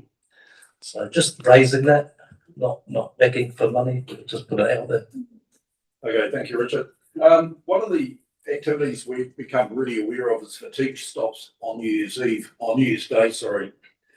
We get a few thousand people coming from Rhythm and Vines on New Year's Day and come through from Gisborne through Apotiki, through Whakatane, out through Maratā and on. So about 9 years ago, Maratā started a fatigue stop along with the blue light and with the local fire brigade. And so we had huge success with that. We never had an accident from Maratā up to Tauranga where there was another musical event. That musical event's finished now, but we've noticed that the year before last, they had 5 major accidents from Apotiki to Whakatane around that Waitahi stretch, which was vicious, some of them quite serious. But also 2 years ago, if you remember, there was a young lady killed on the Tikateri Hill going to Rotorua. And so we had a serious look at that. And so 2 years ago, myself and Richard and others approached the Apotiki Fire Brigade and Apotiki Lions Group and asked if they could set up a fatigue stop there. The result is the following year they had 1 minor accident in town where someone accidentally went through a stop sign in the centre of town, but they had no accidents along Waitahi. They had no accidents anywhere else. But we were quite proud of that, and also found out that the Lions Group, which sort of joined us in Apotiki, they weren't really sure whether it would work all right. They were so enthralled with the people coming through, they really wanted to do it again. So we did it again last year. We had the Maratā one, we had the Apotiki one. No accidents in the Eastern Bay of Plenty. And to us, that's a real eye-opener when you get these kids that are still suffering absolute tiredness and everyone else asleep in the car. It's pretty hard to keep the drivers going. Amanda, could you put the video on, please? So this is something that came on the news on New Year's Day night.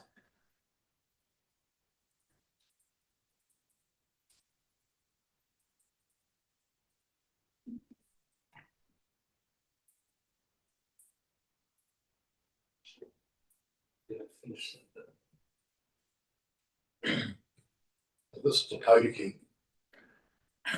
Happy New Year! On the road after a heavy few days of partying at Rhythm and Vines. A saucy and a cold bottle of water, today's hangover cure. The perfect pit stop on the long drive home. Yeah, it's wicked, eh? It's like your lifesaver. Really appreciate it. Gives us the energy to keep on driving. Pretty tired driving through now, so it's good to have a stop and have a feed and water. This checkpoint in Opotiki, one of 2 running in the Bay of Plenty this New Year's Day. Set up by the local councils, the aim to help refresh weary drivers, particularly those returning from the country's biggest music festival. Auckland, yeah, it's a big drive. Home, Hamilton. Yeah, back to Hamilton. Big New Year's night, obviously, about like 3 a.m, 2 a.m. Morena, Happy New Year! 2 years ago, an 18-year-old was killed driving back from R&V. Local councils and volunteers here determined to prevent another tragedy. It was scary. Last year we had one young person told us they were travelling all the way up north and they were aiming to try to get most of the way through in one day. It just fatigue drivers. It is a really dangerous thing on the road. You know, one little accident, one little mishap and, you know, could be tragedy for someone. Well, they're all going to be safe getting home, aren't they? And we want them to be that way, yes.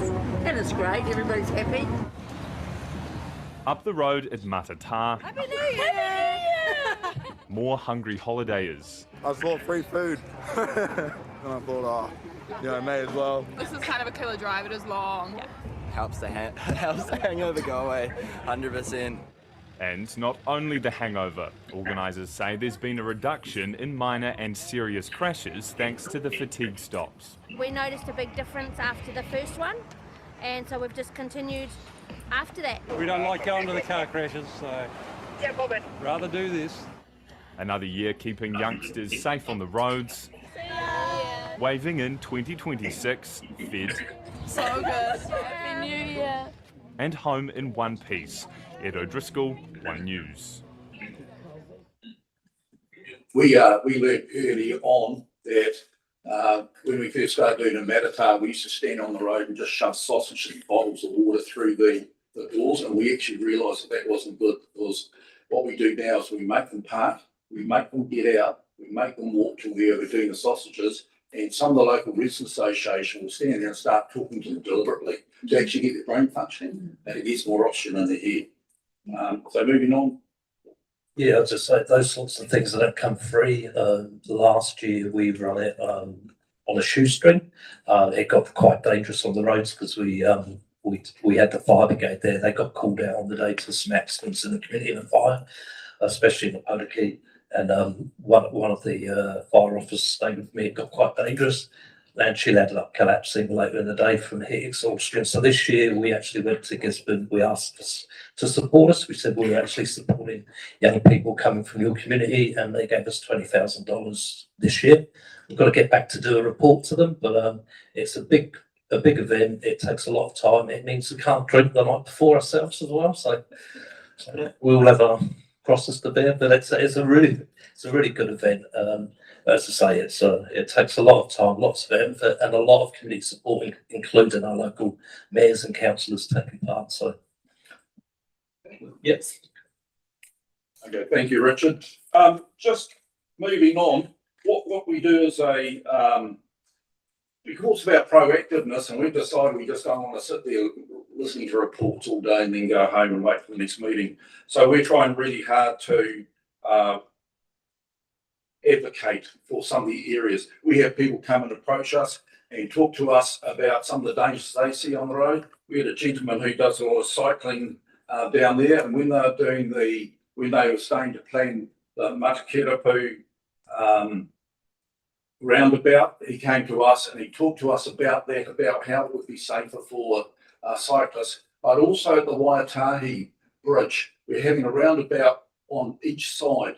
And if you think of that, for cyclists to go through that, with maybe doing the East Coast Trailway, which Hoki's got this wonderful system of cycle trails, we actually, with EZTA, worked out a way of having safe access through the middle of the roundabouts, having extra signs, having warning signs and things like that. So they're building that roundabout now with a lot of those bits added to it. We did Matakerapu roundabout. There's a little bridge next to it, which is really quite dangerous because it's too small and it's too low. So if you remember last year, was it Moore? There was quite a bit of flooding went on there, and Poki was cut off from the rest of the district for 3 days. So we're trying to advocate for that bridge to be done. So you may think, what has that got to do with Eastern Bay Road Safety Group? Well, really it has, because if people are trapped in in places like that, then they're in serious trouble. And that also goes along the Maratā Straits, where you have those beautiful Hurikawa trees, and also along the Waitahi Straits where you get to Appleton Road. They are really interesting places. And as you know, I remember going out there at 1:30 a couple of months ago, where in severe rain, the Hurikawa trees come down, horrible things for Hurikawa trees. And as we sat there, we had traffic built up on both ways. We sort of hummed and hard whether we should or not cut it off or just shut the whole highway down. Eventually what we did is we got out the chainsaw, 2 of us, we removed enough to get the trucks through. We had 2 other people watching the slopes, because the cliffs there actually come back over the road. It's really interesting. And so we managed to get away with it. We got rid of all the cars and the trucks and we shut the road down in cooperation with the police. And we'll be doing that more often along that straight, because it's extremely dangerous for road workers along there in the middle of the black night to actually be able to make it safer. So we just shut it down. So that also sort of links in with the road resilience of that state highway. You know, anywhere you go, whether it's the flooding at Matakerapu Bridge or anything like that, it is really resilience is also coupled with safety. And so that's why we try to campaign with that. I think just going on, prior to 2004, 2027 long-term plan cycle, we were receiving a total of $440,000, I think it is. But because a number of organisations had to reduce their funding, we ended up with only about $190,000. And so because of that, that's why Richard's had to cut his program down to just doing those 5 basic ones. Regional Council Transport Committee dropped 10,000 out from us, and understandably, we're all short of money. But they also stopped doing the winter pit stop, which what they did, and then they actually had roadside places where people would go and take their car to make sure that it was fit for purpose still.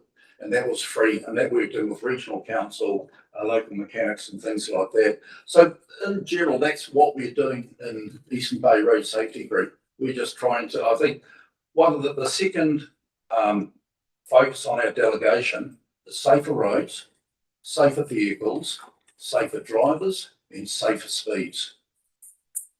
Any questions?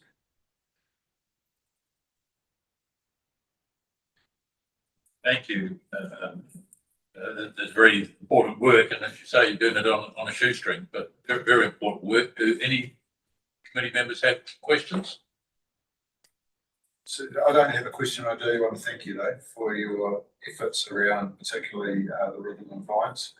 I know it would have been a low police presence, but we deliberately had police presence still out on the roads, the aim being that we kept our speeds down. I certainly appreciate what you did. That combined with the high police presence at Rhythm and Vines when vehicles were leaving, advised around resting and making the use of these stops when they came along. So certainly noticed by us, and I do believe that your efforts have reduced the serious harm during that period. So thank you. Thank you. Thank you, Mr. Chair. Thanks for the presentation, really interesting, and it's great to see that work being done. My question was around, you talked, Richard, about the illegal motorbikes in Murupara, and I know we've got similar issues in Whakatane itself, and it seems to be a growing problem, and communities get quite concerned about it.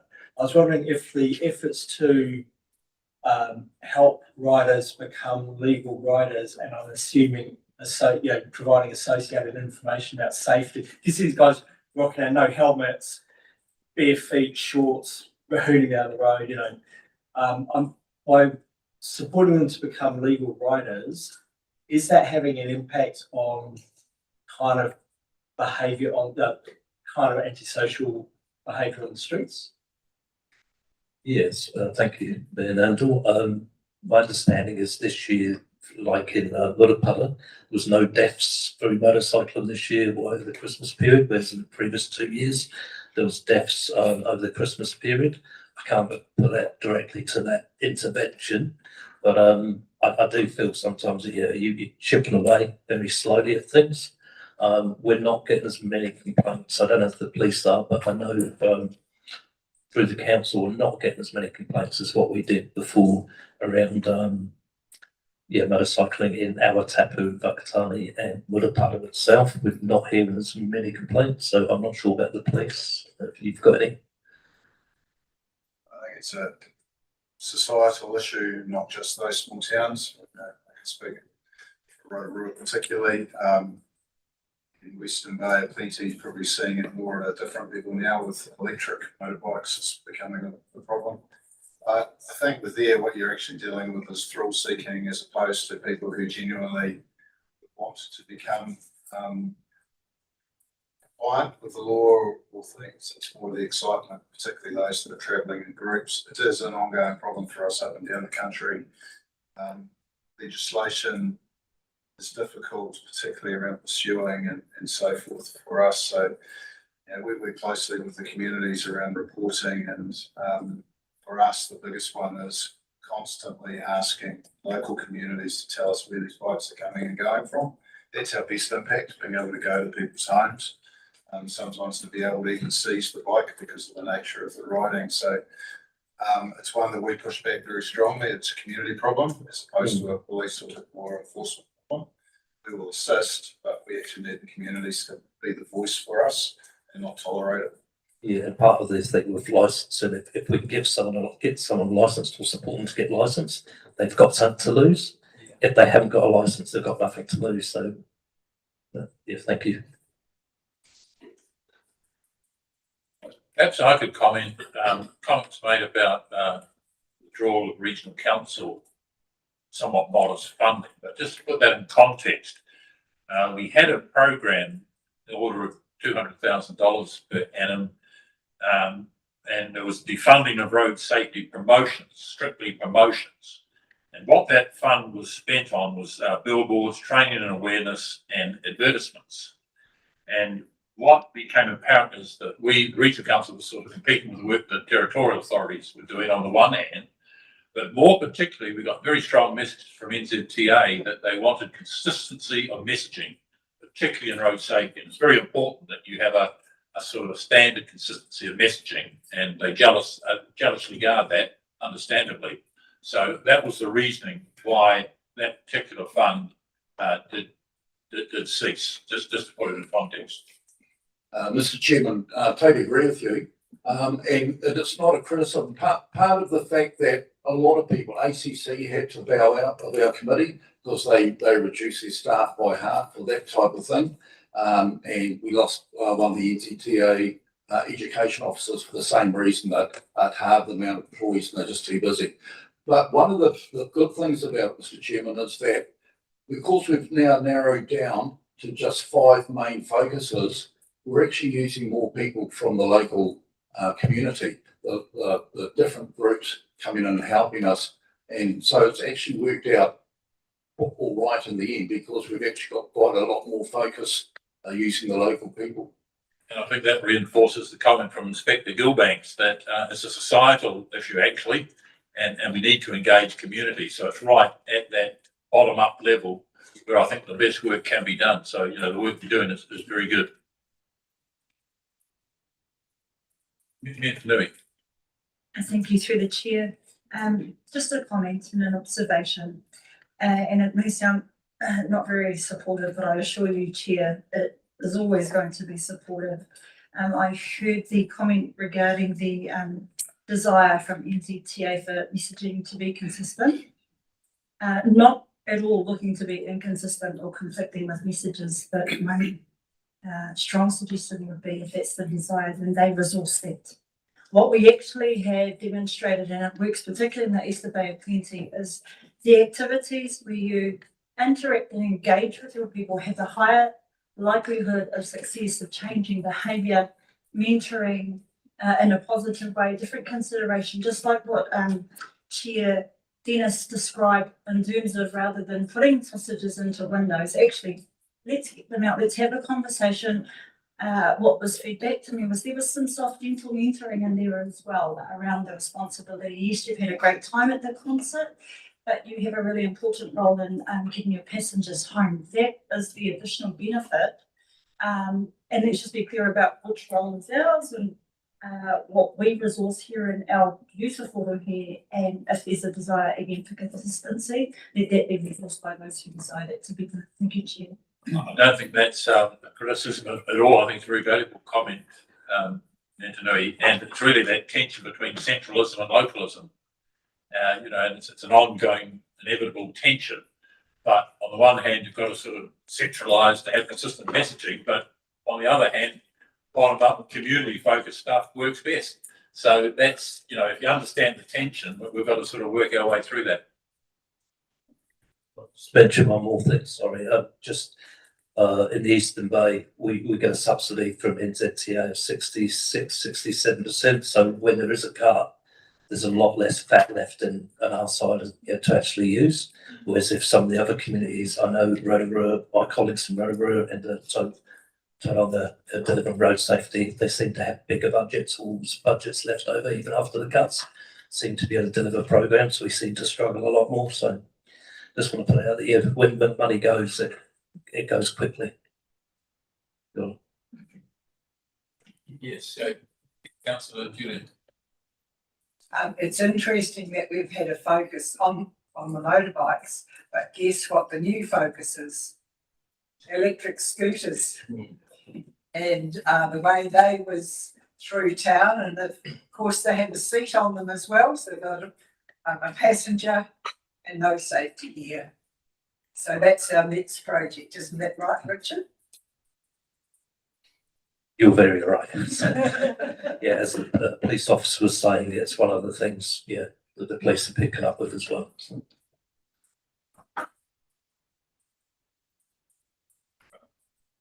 That concludes that one. Now I think, can we move on to the next presentation? Oh, sorry, Marie Rutherford, I'm sorry, I missed. Yeah, that's quite okay. I would just like to add to those comments because in the last several AA meetings that we hold once a month here in Tauranga, the e-motorbike, e-scooter issue is certainly becoming something that we're having regular conversations about and would like to look at taking it further. Personally myself, I have seen young boys, maybe 13, 14, 15, on footpaths at great speeds through a subdivision, and it's very concerning. And we just like to echo, those safety concerns, and it is definitely something that needs to be addressed nationally.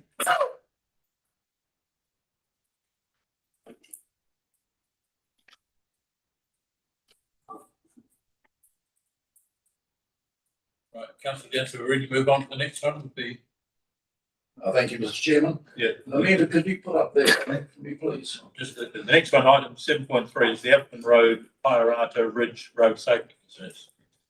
So this part of the road is just to the west of Potiki, and you'll see there in the middle at the top is the Potiki Surf Club, and see if I can do this. So there's the Potiki Surf Club. There's a Pairata Ridge Road which comes down on an angle through there to this point here. So it's on an angle for most of it, except for the last 2 metres. You've also got a motor camp in here that has 550 people staying in it over the season. You have a subdivision here, it's a Pairata Ridge subdivision. You have in here the beginnings of Waitahi Drifts and Dunes subdivision. So within here, you have, including this one, you have 8 driveways or entries onto it. You've got one there, you've got 2 private residences along here, you've got a surf club there, you've got the entry into Appleton Ridge there, you've got another one down here where the bus parks, school bus parks there, and then down here you've got the entry into Waitahi Drifts. So there, a lot of those residents are permanent, but there's also some holiday makers there. Plus your horticulture, agriculture and forestry machinery that's going through there all the time. You've got a developing subdivision down there, I believe. It's taken a while. You've got surf club members, the young people who are part of the surf club there, drivers. You've got property development, which I've just talked about, and this is the main route to the east coast. So if I go back to page 3, you'll notice when you're reading through your agendas, there's a little pink elephant or red elephant on the top on most pages. So that's the elephant in the room, which we'll talk about later. So in this area here, there have been 9 known accidents in 2025. The youngest person involved in the accident was a 5-year-old. And in that crash, the people from this area here are the first responders. Untrained medically, untrained on the roads, but when they hear a crash, they motivate themselves and come out and help deal with it. And I think of that one news article that you've seen on TV or on the net, these people came out to this car, the mother was trapped by the legs and they had to pass the reach in and get the 5-year-old out through the windscreen. So 9 known accidents. One of the biggest crashes involved 20 emergency personnel, there'll be ambulance, police and fire brigade. 3 vehicles, you'll notice here, there's a road barrier from there down to there. 3 cars have flipped over that into a laneway that feeds 1, 2, 3, 4 houses. You turn in there and you turn up to there to reach those houses. Now, during the day, they have kids playing along that laneway. They have people walking along that laneway, and it's actually quite dangerous.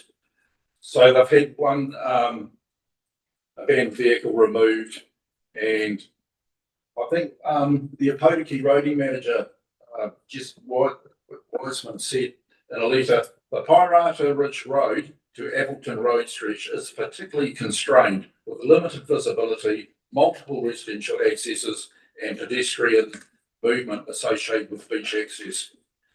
One of the biggest problems around here is on here, there's a reoccurring pothole on this corner. Must be one of those substandard strata levels below it that keeps bringing up. There's water seeping from a natural spring down here that runs right around the road and spills onto the road. There's a palm tree here that drops right on the edge, that drops its fronds onto the road. There's visibility issues with Sunstripe. The bus location here is really dangerous because it's not too far away from the corner. The length of the barrier isn't enough to be able to stop people going over just through here. They can veer off through that intersection. And one of them is this angle here, Pirata Ridge. So if you come down here, this Pirata Ridge Road is part of the detour where the Waitahi Straits Pahutakawas come down. They turn off opposite the road to Ohiwa Harbour, and they go up through the back and they come down here. Now, if you get a heavy truck come down here onto this road, they have to swing out right across the road to get down there. But if they're coming from the Potiki side, they also have to swing out right over the road, be able to turn in there to get their truck back on the angle up the road. The road's too narrow up there, so it actually doesn't allow any bearings and things that they do. And also there's the issue with drivers, like many tourists and all that sort of stuff going down there. So that all leads into quite a dangerous little constrained area. It's a visibility too, that as you come around this corner, you actually can't see what's around the corner to get over it. And if you either hit the water or you hit the palm fronds or something like that, it's all over. Okay, so let's move on.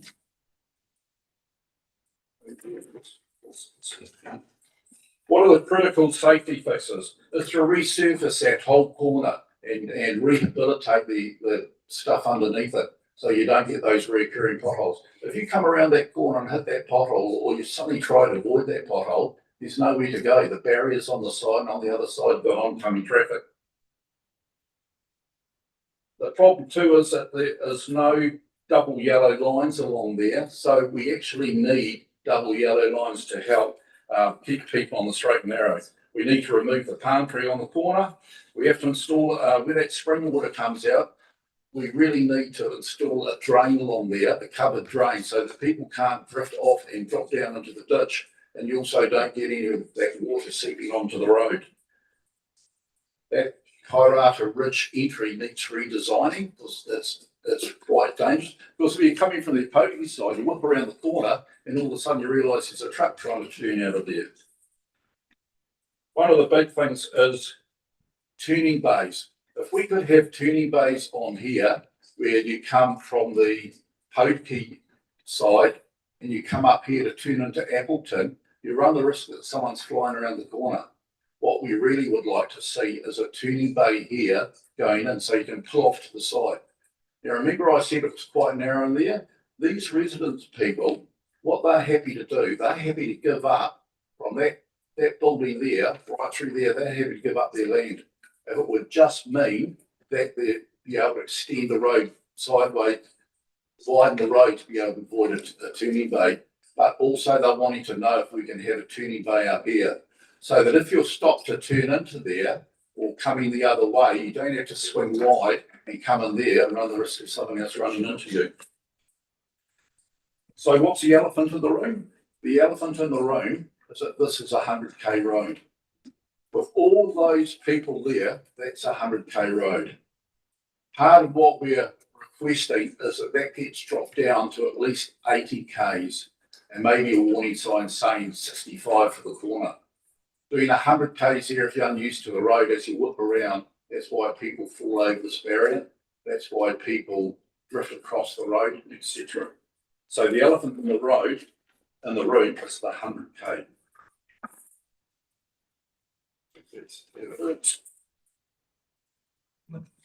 As part of this, excuse me. Sorry, Don, Yep, just through the chair, and it is the 100k, and this was actually a body of work that was the Manakiripū roundabout and the airdrop. This is a body of work that's been supported by this committee and in 3 mayors in my district for many years, and it's about speed, and it hasn't got thrown out. So it is speed is one of the huge things, just like the kindness, I believe, speed is one of the huge problems here. So one of the fixes too is throughout that whole 500 metres area is a yellow line down the middle for no overtaking. One of it also too is maybe flashing lights either side or warning lights saying dangerous corner, dangerous accident area coming up. It's got none of that at the moment. Those are quite easy fixes because it's not part of the engineering, it's a part of putting the right signs up.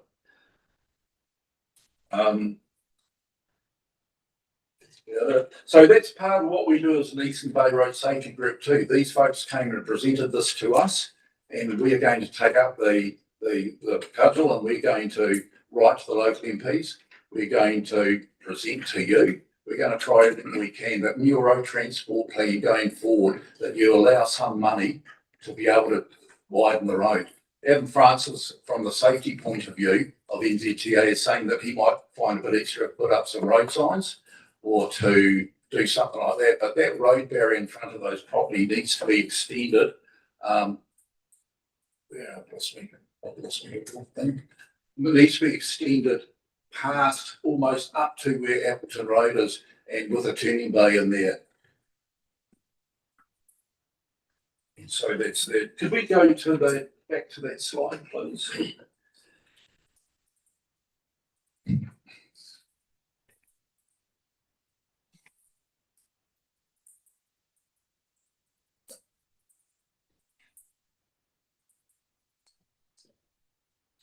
Part of the problem with this is, and talking to Marie Scannell the other day in preparation for that, it was really interesting. As she started talking about it, you could actually see her eyes watering up, and that is trauma. So we've got these people who are untrained, running onto the road with no high-vis vests, no ability to slow traffic down, who are trying to do the decent thing, but they've been traumatised. Now, I know from the fire brigade side of things that we do a serious accident, be the same for the police and the ambulance. We have peer support people that will help us, and that will send us to clinical psychologists, etc. These residents don't. So at our last meeting we had on Tuesday, we actually raised the subject. Does anyone have a bit of spare money somewhere so that we can get a clinical psychologist to go in and talk to these people as a group about diffusion?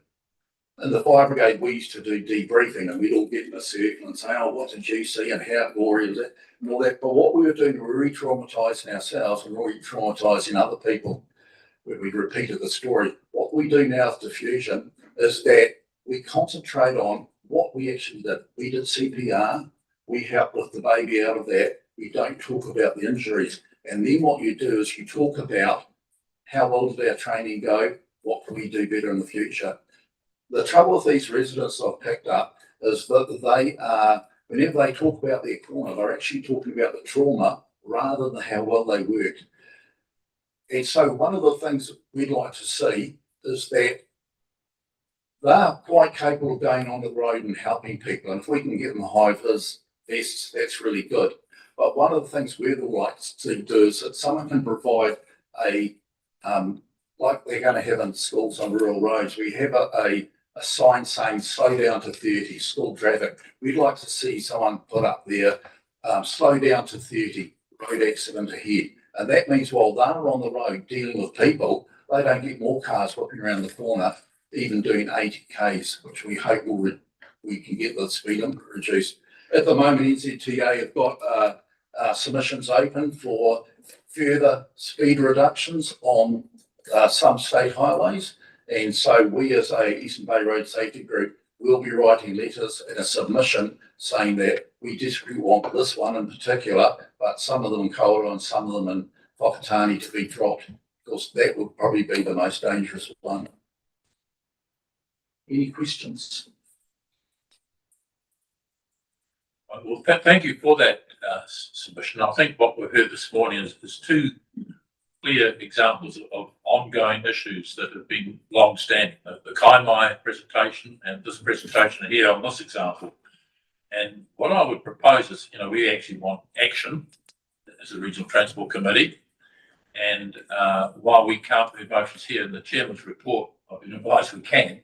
So what I was going to suggest that we actually have an action point when we come to the Chairman's report very shortly, and that we write to NZTA highlighting both of these ongoing long-standing issues and problems. We've noted that there's 4 key platforms under the current GPS, and road safety is one of those 4.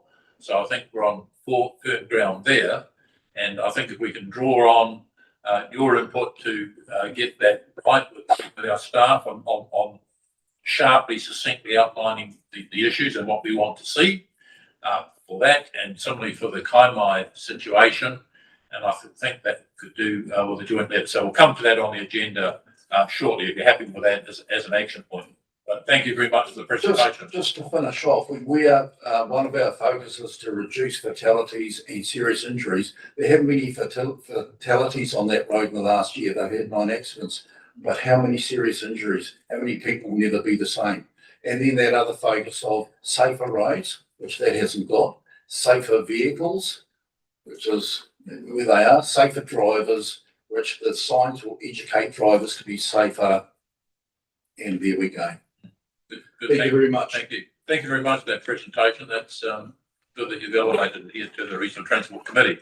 And in a very timely fashion, we now move on to item 7.4, and that's a presentation from the New Zealand Transport Agency. And Nairi, we have you online. I understand Susan Collins also. I should advise the committee that my understanding is that it used a report to the Regional Transport Committee. It's now been a directive from head office NZTA that they no longer give a pre-circulated report, but they do a presentation to the Regional Transport Committee. So I'll hand over to you, Nairi, and you might like to comment on both, because I know you've been engaged with both of those issues that we've outlined, the Kaimai situation and this situation of Potiki. So over to you, Nairi. Thank you very much. Thank you, Chair. Yes, we have been quite engaged with Marie and the community around that Appleton Road. And as Councillor Dennis mentioned, Adam Francis, our safety engineer, has been is across a lot of those issues and is working hard with them. Andrew Corkle has also talked to Marie as well. So really appreciate them bringing that presentation here. Thank you for the introduction today. This is our update presentation. A lot of it well covered off already by the staff presentation on RLTP and State Highway Investment Proposal. So I'll try to go through this relatively quickly for you, the bits that are duplication and not take up too much extra time. So just a quick start on what we do. No doubt you have all heard this before, I'm sure. So we work in partnership with iwi local government and others, and we plan, invest and develop the land transport system, and also we're regulators. Just to move on to what's your role in the system. So next slide, thank you. It's really important, and that's already been emphasised really well by council staff of contributing to the development of the region RLTP. If you're putting forward projects in the RLTP, councils need to have the funding to pay for their local share. And just to remember that there is the option of councils paying for projects 100% through local share. Obviously funding constrained for everyone, but if a project isn't prioritised for funding through the NLTP, that is an option that's available. Current GPS, increased focus on performance and efficiency, and there's just a bit of information there about the kind of reporting that we work with your staff on, particularly around the moment for temporary traffic management, pothole repairs. There's quite a lot of reporting around that, and PTAs, the public transport authorities' requirements around shifting to increase their increase private share and adopt the NTS national ticketing solution. And we audit programs for obvious reasons to ensure funding is being invested as agreed. Next slide. So we talk a little bit about the regulatory role, and this is quite an important part of NZTA function around ensuring the land transport system is safe, effective and efficient for everybody, and those are just the areas where we have regulatory roles to play. Next slide, please. We are have a number of roles to play in the system, and this is just an extract from our refreshed organisational strategy, which really focuses on the roles that we play in our changing environment. And these cover off planner, investor, regulator, deliverer, asset manager, and customer service provider. So NZTA is committed to being modern and efficient, and this internal strategy doesn't replace or any of our existing all of government strategies, for example, but it's just about that drive to be modern and efficient. So if we can skip ahead a couple of slides, I think, to the government policy statement.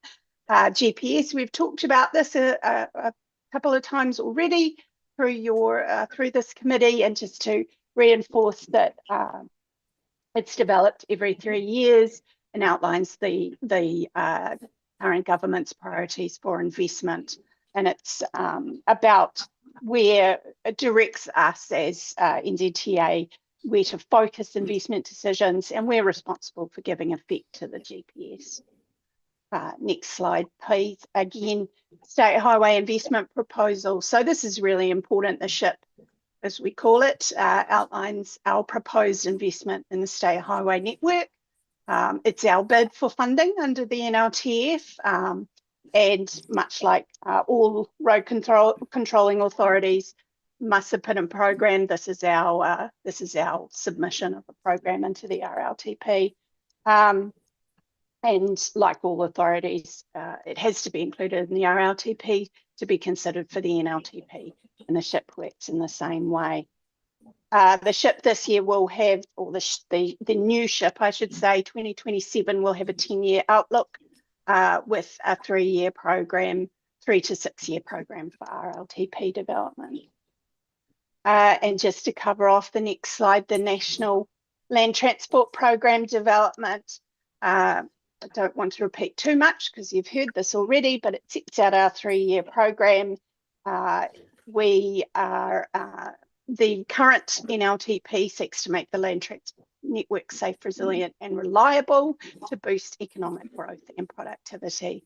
And through the 3-year cycle, the NLTP can change over time in response to the dynamic nature of activities within the program. So that's just a little bit of the background context, and just to reinforce really what council staff did bring earlier to the table. So just to move on to our, sorry, Mary, carry on. That's all right. Just to move on to our national update. So some key dates for NLTP development, as mentioned. These are, we're starting to get well underway. So these are some really key dates, and these fit in with the program of work for your RLTP that were presented earlier. And an important one to talk about next slide is the funding assistance rates. So funding assistance rates are the rate that we agree to fund as a percentage if funding is approved for specific activities. So each approved organisation has a set funding assistance rate, and that's the rate that we have agreed that when funding is approved, we'll contribute to eligible projects and activities. We're currently on track to release the FARs by, that's what they're known as, the FAR, by middle of this year, which will enable councils to plan for their next NLTP and their required local share. The inputs into FAR, so the FAR is developed by quite a complicated spreadsheet procedure. There's a lot of process behind it. There are a lot of inputs that take into account local economic factors, for example. There is currently a steering group with representatives from the local sector in terms of putting forward some local government considerations so that when those FARs come out, that there's a little bit of understanding around those. It's not about reviewing the policy behind that, but simply checking the appropriateness of, as I said, the input factors, making sure that we've got updated data. If anyone has special purpose roads, there'll be some, we'll confirm the FARs for those as well. And One Network Framework is our national system for classifying roads and streets, replaces a previous classification system. It talks about planning, design and investment in transport, acknowledging roads, both ways that people move around and are places of destination for people when they are moving around. So this is a key input into RLTPs and really is probably one that your staff will be quite interested in. I think we've covered roads of national significance. The next slide, there's not much of an update. We did have investment cases that went ahead to the board last year, and we've got RONs that are now either in pre-imp or we have, for example, Takitimu North Link 1, which is under construction. Just to move on to the National Ticketing Solution, also known as NTS. This is our national project to ensure that people can use public transport across the Motu and pay for it in exactly the same way. We have trialled rollout in Greater Christchurch. That's working pretty well at the moment. We have just started rolling out using concessions. So that's when people may have concession rates for public transport and ensuring that that works properly. And then this is rolling out across regions over the next year. Next slide, Community Road Safety Fund. Community Road Safety Fund is it does support community groups to deliver road safety initiatives, some of which we've seen are very successful. We've heard that today. There was an application process that closed at the end of last year, and decisions will be out within the next month. Maintenance, this is quite an important consideration for everyone at the moment. So we are moving to integrated delivery contracts model, and that process is underway, and we're on track to start the new contracts 1st of May this year. So that's working through a negotiation and signing type process and close out of previous contracts as well. More importantly, regional update for Bay of Plenty. This gets a certainly more local focus. So strategic transport planning. We've got a couple of strategic transport plans, that are kicking off. This is an important process about managing, optimising, enhancing our strategic networks and corridors, state highway. Over the next 30 years, these are very long-term type plans, look into current use, future use, and what sort of projects we might want to look at in the future. So we've got two, as I've said, which are underway, and we're currently going through procurement process for those.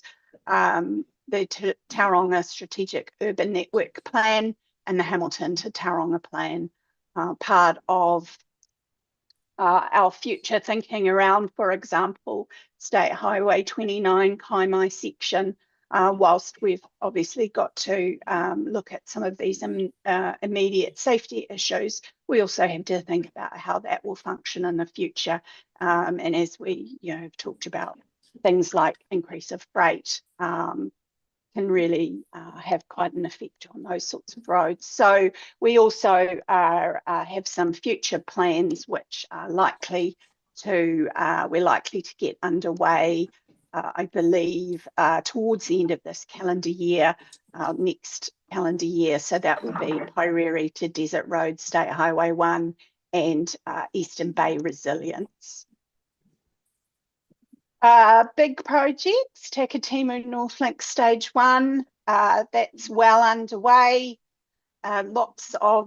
we've had a major delivery milestone, 4 years in construction. Lots of our major structures are complete or well in advance. And so they've moved into pavement construction, draining, finishing work, stormwater, etc. And our delivery remains on track with completion expected 2028. Takitimu North Link Stage 2, which is the extension of Stage 1 towards Omokoroa. So the consenting has progressed under Fast Track Approvals Act with our application lodged in August, and we're expecting a decision sometime early this year. We've got a bit of active property acquisition underway, and they're currently in pre-implementation phase, and that's what the funding for that was approved last year. To move on to Tauriko West, this is a potential 4-phase project. They're also currently in what's called route protection phase. So that progresses things like consenting, designation, and potential property acquisition.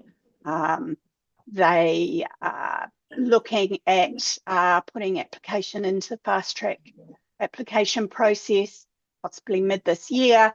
And there's some geotech investigation happening in the area to help inform that consenting process. And they did have a public information day towards the end of last year, which they talked to a lot of the interested people. Currently under construction is Omanawa Bridge that also obviously connects into the Tauriko West. So if you'd like to just move to the next slide, please. So the Omanawa Bridge is a new bridge realigning State Highway 29 and the 29 Omanawa Road intersection. Construction has begun. It's estimated 2 years to complete. Quite a lot of earthworks, as you can see, over 16,000 cubic meters of material already moved, but you can actually start to see, I noticed from driving along this section, you can start to see a lot of that work being underway now. And there will be a lot of traffic management through this section, obviously, while this continues. So the Te Rauko enabling works also, which we're delivering on behalf of Tauranga City Council, is well underway, well into its 3-year program. There's been a lot of work over January. They had, I believe they called it Super January, something to that effect, where they had an intensive construction program that was completed, particularly around the State Highway 29 Cambridge Road intersection. And hopefully, if you use that intersection, you've seen some of the changes happening there. They've gone through quite a few of their key works, and there are new roundabouts, obviously. Also, the one at 29 Redwood is nearly complete. Other projects in the Bay of Plenty, State Highway 2, Pikitahi Bridge, that's already been mentioned. We've also have underway, or soon will be underway, the barrier handrail change for State Highway 30 Whakatane Landing Road Bridge. And then there are a few other projects there. And just to mention the Tauranga Commercial Vehicle Safety Centre. So we're planning to identify a suitable site. The current site was not suitable for all partners, so we'll be looking to identify another site for that. Just to move on to some of our safety improvements, as mentioned, the Wainui, State Highway 2 Wainui Road to Opotiki. A lot of those safety improvements, the roundabout is almost complete, and some of the intersections with I believe the contractor started on the Ohiwa Beach Road, Tahi Valley Road in January. Waihi, State Highway 2 Waihi to Omokoroa safety improvements continue. And we are having we have in the program for safety cameras these 2 sites as well, which is State Highway 2 at Matata and State Highway 5 Tumanui. These will be what is known as average speed cameras, which calculate your average speed over a section of road, and have been very successful in other locations at reducing deaths and serious injuries. Speed management, we do, as mentioned, we do have some consultation out at the moment. I believe it's closed in the last couple of days for some extra intersection speed zones and variable speed limits. So all state highway schools are being delivered at the moment for their variable speed limits. And the next phase of speed reviews are yet to be determined, and but they will are likely to know more about those in March, April. Next slide is maintenance. So we had a very heavy summer program, on track to deliver over 2,000 lane kilometres of renewal, and particularly in the Waikato Bay of Plenty, we are on our pavement surfacing program is 56% complete. So it's been a pretty heavy summer maintenance program, which has probably has impacted some travellers at various times, but we hope that the improvement in network condition makes up for it in some way. And just to move on to the next slide, our recovery efforts. Obviously, we've had some major weather events in January and the beginning of February. Waiaweka Gorge, as already mentioned, State Highway 2 has been a really significant site. The road was closed for a significant amount of time. We're open under convoys at the moment, and looking on developing a recovery plan, but that will remain an active work site for quite some time. State Highway 2 Matata did have some significant slip and debris, but I understand that it has a temporary road surface at the moment with new culvert to come in the next couple of months, and other slips that have also have since been cleared, and we've been able to open roads, but there will be some recovery work obviously needed around the region. And just a quick update in relation to that, the very last slide is our Trek Bay of Plenty. So that is the Transport Rebuild East Coast Alliance from our Cyclone Gabrielle, significant weather event.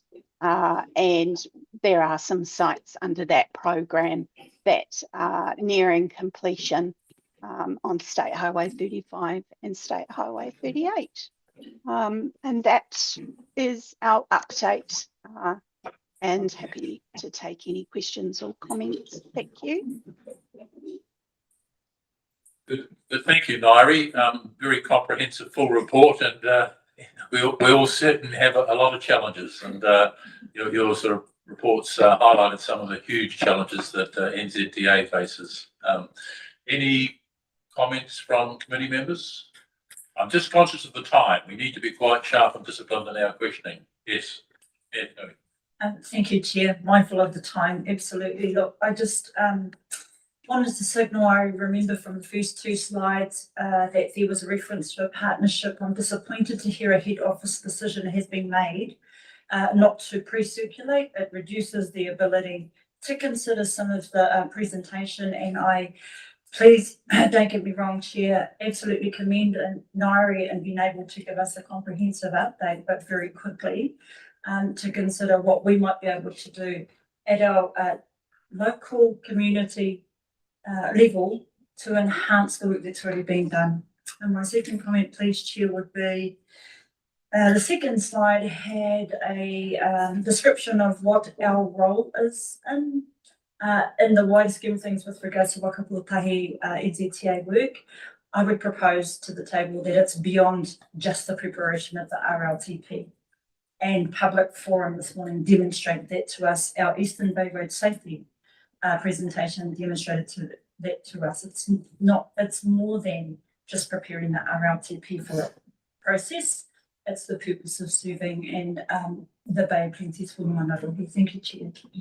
Yes, very much so. Thank you for that. Just clarification, my understanding is while there was instruction from NZTA head office not to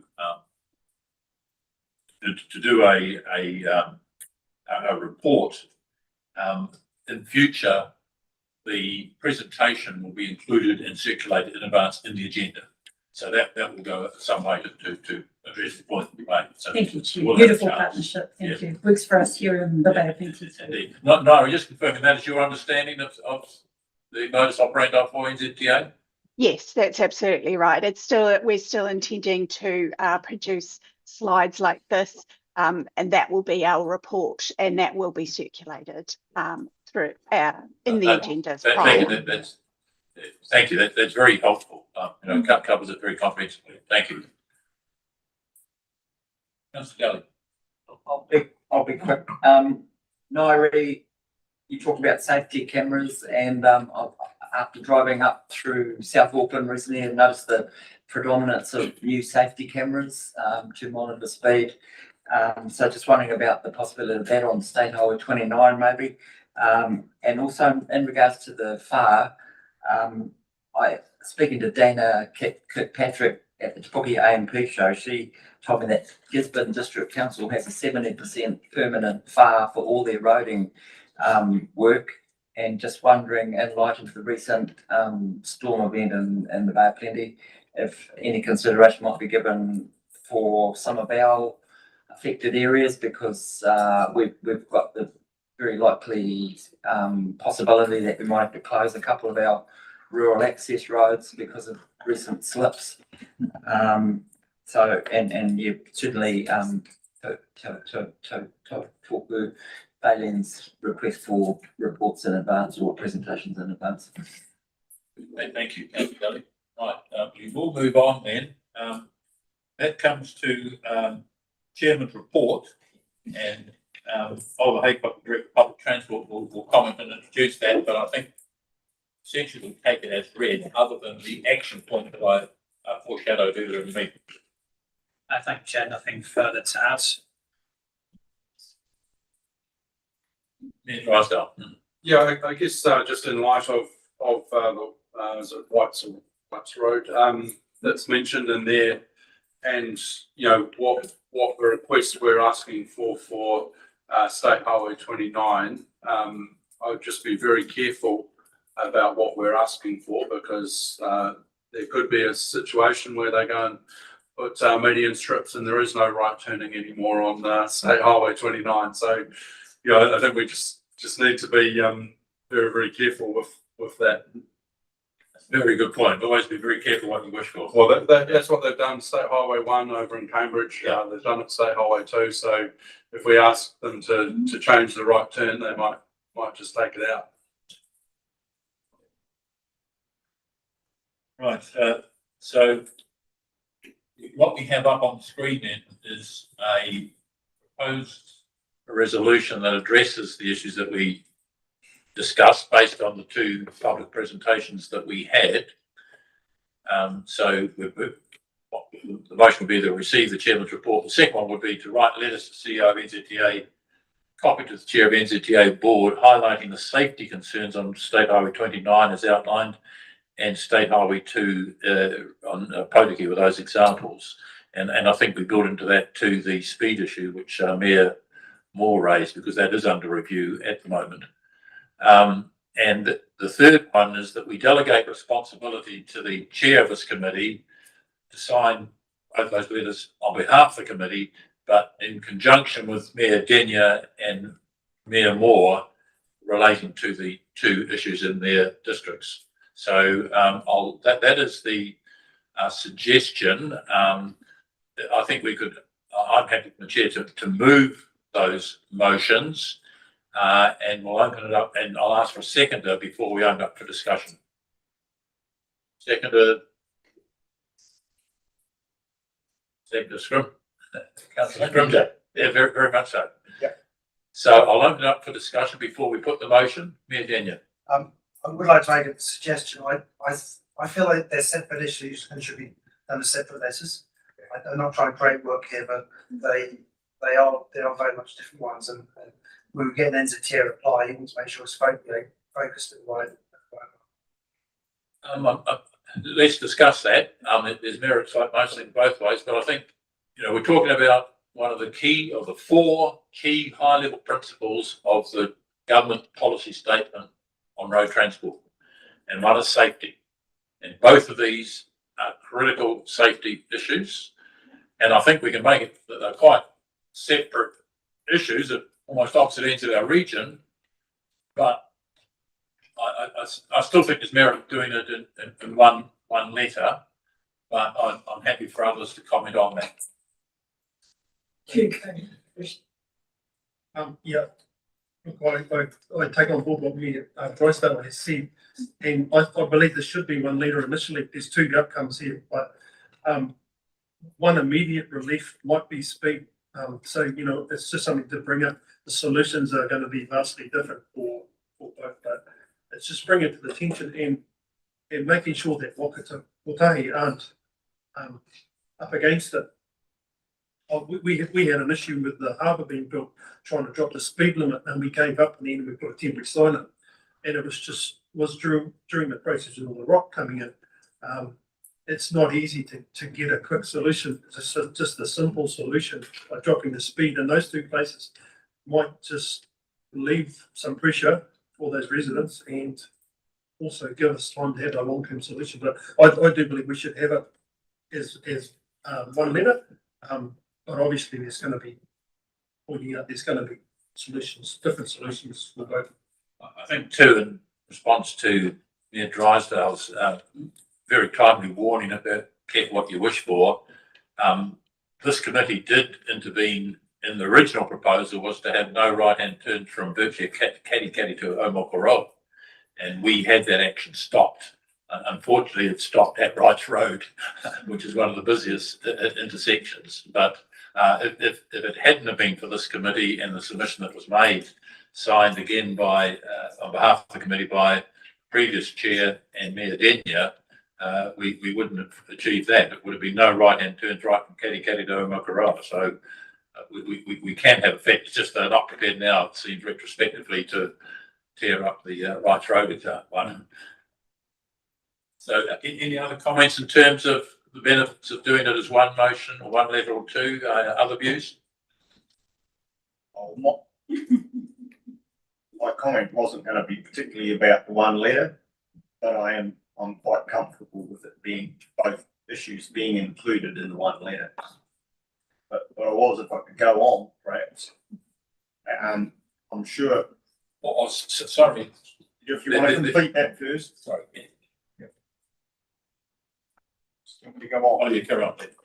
Yeah. I was going to say NZTA Rep Nori there has heard Mayor Tanui's comments about partnership, and I'd like to think that whatever consideration they give to these issues, they would come back and discuss with us before any decisions were actually made in terms of implementation. And, I have 2 comments, particularly in regard to the Wairarapa Ridge intersection that in my view requires a package of solutions, much more than just a speed restriction. Speed restrictions can be helpful, but they're only as good as the people who observe them, and so that needs to be considered. And I also do have a question to Dennis as well, but I may be able to cover in terms of the room that's there if you're turning out of Wairarapa Ridge Road. For instance, if a truck's wanting to turn right, is there still room for cars or vehicles to turn left? Because that's often an issue that could need to be included in any package of solutions. Look, Whakatahi are aware of the width in it.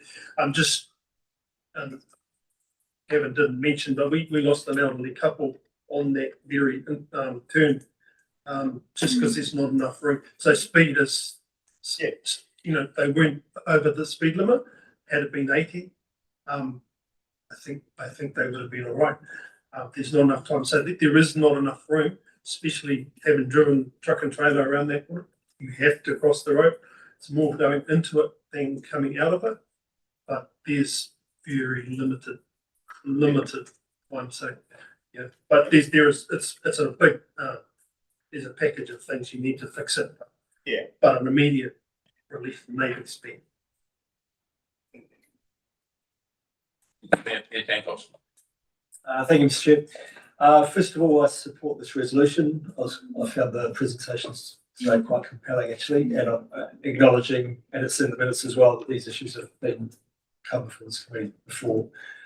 I'm not that concerned, but I probably tend towards thinking as one letter acknowledging me these points. But I think one kind of communication that then hopefully gets one response that replies to the number of points that we raise would be the objective. My question is in terms of the intention of the letter, because the resolution talks about highlighting the safety concerns. Is it the intention to enumerate the range of responses that have kind of been canvassed, or is it more these are the concerns we'd like a response? Like what's your intention as chair as to what would be in that? And I support it either way. Just I think obviously we're going to have input from staff in composing this, so it'll be, while it's the one letter, it'll be a clear A and B, with both separate issues. And I'm sure our staff will engage with the presenters who have been before us today to make sure we pick up all that points. And we could even circulate, while we don't want to sort of go around to get everyone signing, I think we could circulate a draft at a suitable time just to make sure that everyone's sort of comfortable with the direction of what we're compiling. And while we don't want to take an enormous amount of time, it doesn't have to be done by Monday. But you won't drag it out if you're happy with that. Yeah, thank you. Yeah. Forgive me, Chair, I'm watching the clock, I assure you. It's the lunchtime. I would propose, and in support of Mayor Panzosh, I felt a rising level of frustration from Public Forum this morning. I viewed a video of the former Minister of Transport, who articulated a commitment of not having rural communities ignored, similar to city. I've sat here I was at the table for a whole training. I did not hear that message, particularly from the Minister of Transport, come to this level of the table, Chair. So there would be what I heard and read in my agenda was some proposed solutions. Earlier this morning, there was a request not for more money, but a modification rather. And in the Eastern Bay Road Safety presentation for Appleton and Pairata Ridge Road, there's a comprehensive suite of potential solutions there. It would be in support of Deputy Chair Scrimger, as you say, rather than the open-ended. We're raising this with you again. We've reached the level of frustration. And in all honesty, there was a former minister who made a commitment, and I've got the video, we watched it this morning. It said, yes, I completely hear you. That will now be inherited by the current Minister of Transport. And I propose we lift those proposed solutions that had at the time a commitment to follow them through, rather than leaving it free rein to be resolved in whatever way it may be addressed. Thank you, Chair. I should perhaps advise, I was actually at that committee in the Kaimai Hall, and Simeon Brown at that time was an opposition member of Parliament. I'll say no more. It's much harder when you're in government. Any further comments? If not, I'll put the motion. All in favour, please say aye. Contrary? Carried. Thank you. Right, let's move on. We have one more substantive item, and that's the confirmation of external advisors.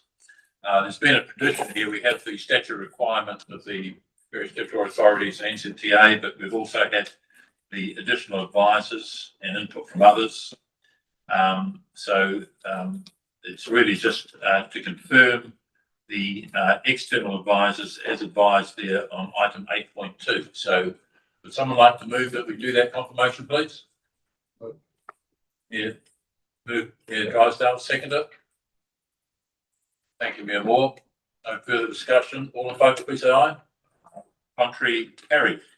So that brings us to the final item, any verbal updates. I am mindful we have online Michelle McCormick, and this is a multimodal forum. It's not just roads. So, Michelle, is there anything you'd like to bring to our attention with regard to Kiwi Rail and the roading network, the rail network? Sure, thank you, Mr. Chair. Just a brief update from us, and it's a parallel process, but we have started the work to prepare the Rail Network Investment Program, which is ultimately part of the National Land Transport Program. So maybe that's something that we, given the importance of Bay of Plenty and the Golden Triangle rail being the heaviest use there, might be something that we could update the committee on and have some dialogue in the coming meetings. Yes, thank you very much, because it is very significant rail in the Bay of Plenty, no doubt about that. Thank you. Oh, and I also invite an update from Phil Banks, our Inspector of Police, if he'd like to bring any matters from a policing perspective and in the role of this committee. Nothing major or substantial, Mr. Chair. We are one down on our deaths and fatalities from last year, sitting at 4 this year. We were 5 last year. Obviously, we finished up below the previous levels, so we finished with 33 deaths on our roads, comparative to 37 the year before. So we are tracking in the right direction. I do state that a lot of that is not just because of the increased road policing activities. It's definitely the safety networks that have been put in place. Wire barriers and so forth have definitely brought that down. Plus, we've got to be realistic that our vehicles that we're driving are a lot safer than they were as well. Unfortunately, what we're still seeing, though, is the majority of the crashes that are resulting in fatalities or serious injury are due to driver behaviour as opposed to anything else. There are other elements like wearing a seatbelt and so forth, but speed's a factor, leaving the road's a factor. And so is various levels of driver impairedness. We will be bringing in the oral drug testing. It's coming to us. It's beginning to be rolled out nationally in April, but I think we'll probably be more May, June by the time it hits us in the Bay of Plenty. Being trialled in Wellington at the moment. There's a bit of work to do with our rural communities in and around that and what that looks like. In terms of just ensuring people that it is targeted at all road users and not specific members of our community. I'm currently doing a bit of a deep dive with our intelligence around our deaths and where they're happening and what is predominantly the causes of our deaths across the Bay of Plenty. I'm hoping to have that intel document to me within the next couple of weeks, which I'll be able to share hopefully at the next meeting that we have. And just who is actually dying on our roads is quite an important factor as well. Our funding is through the Road Policing Investment Program. It is primarily directed at speed, with restraints and distraction as another part, and impairment. There is a national push, so it's being reviewed in a year's time as to what is to be the targeting for police from that investment program. And we are looking at trying to get more of an intelligence package together nationally around what are the factors for the different parts of our community, so Bay of Plenty being one. And I'll give you a bread and butter description at the moment, that we know that Eastern Bay of Plenty sees higher portion of people with drugs in their system than maybe another part of our community that might see speed as being a factor. So rather than trying to just focus on speed, we're looking at what are the other factors. And another part too is intersections. We know that certain areas do have intersections as a problem for them. Canterbury Plains being one for argument's sake. At the moment, probably not directing a lot of our enforcement at intersections. So we're looking at a more intelligence-driven approach to how we police and what it is that we're targeting. But we thank everybody for their contribution, and a lot of the push is really at our communities and asking our communities to take responsibility. Very good, thank you. So if there's no further comments, I think the meeting to an end. I'd like to thank you all for your participation, contributions this morning. And our next meeting will be the workshop in May, and I'm advised by then we expect to have a GPS, the first draft of the GPS, not a GPS, but a first draft. Although governments are notorious for delaying bringing out their GPSs, but it would be good to have it much earlier than we have had previously in the cycle. And I invite you all to have some lunch, a light lunch right at the back. So thanks all for your contribution. I'm mindful it was a longer meeting than usual, but I think we did cover some useful ground. So thank you.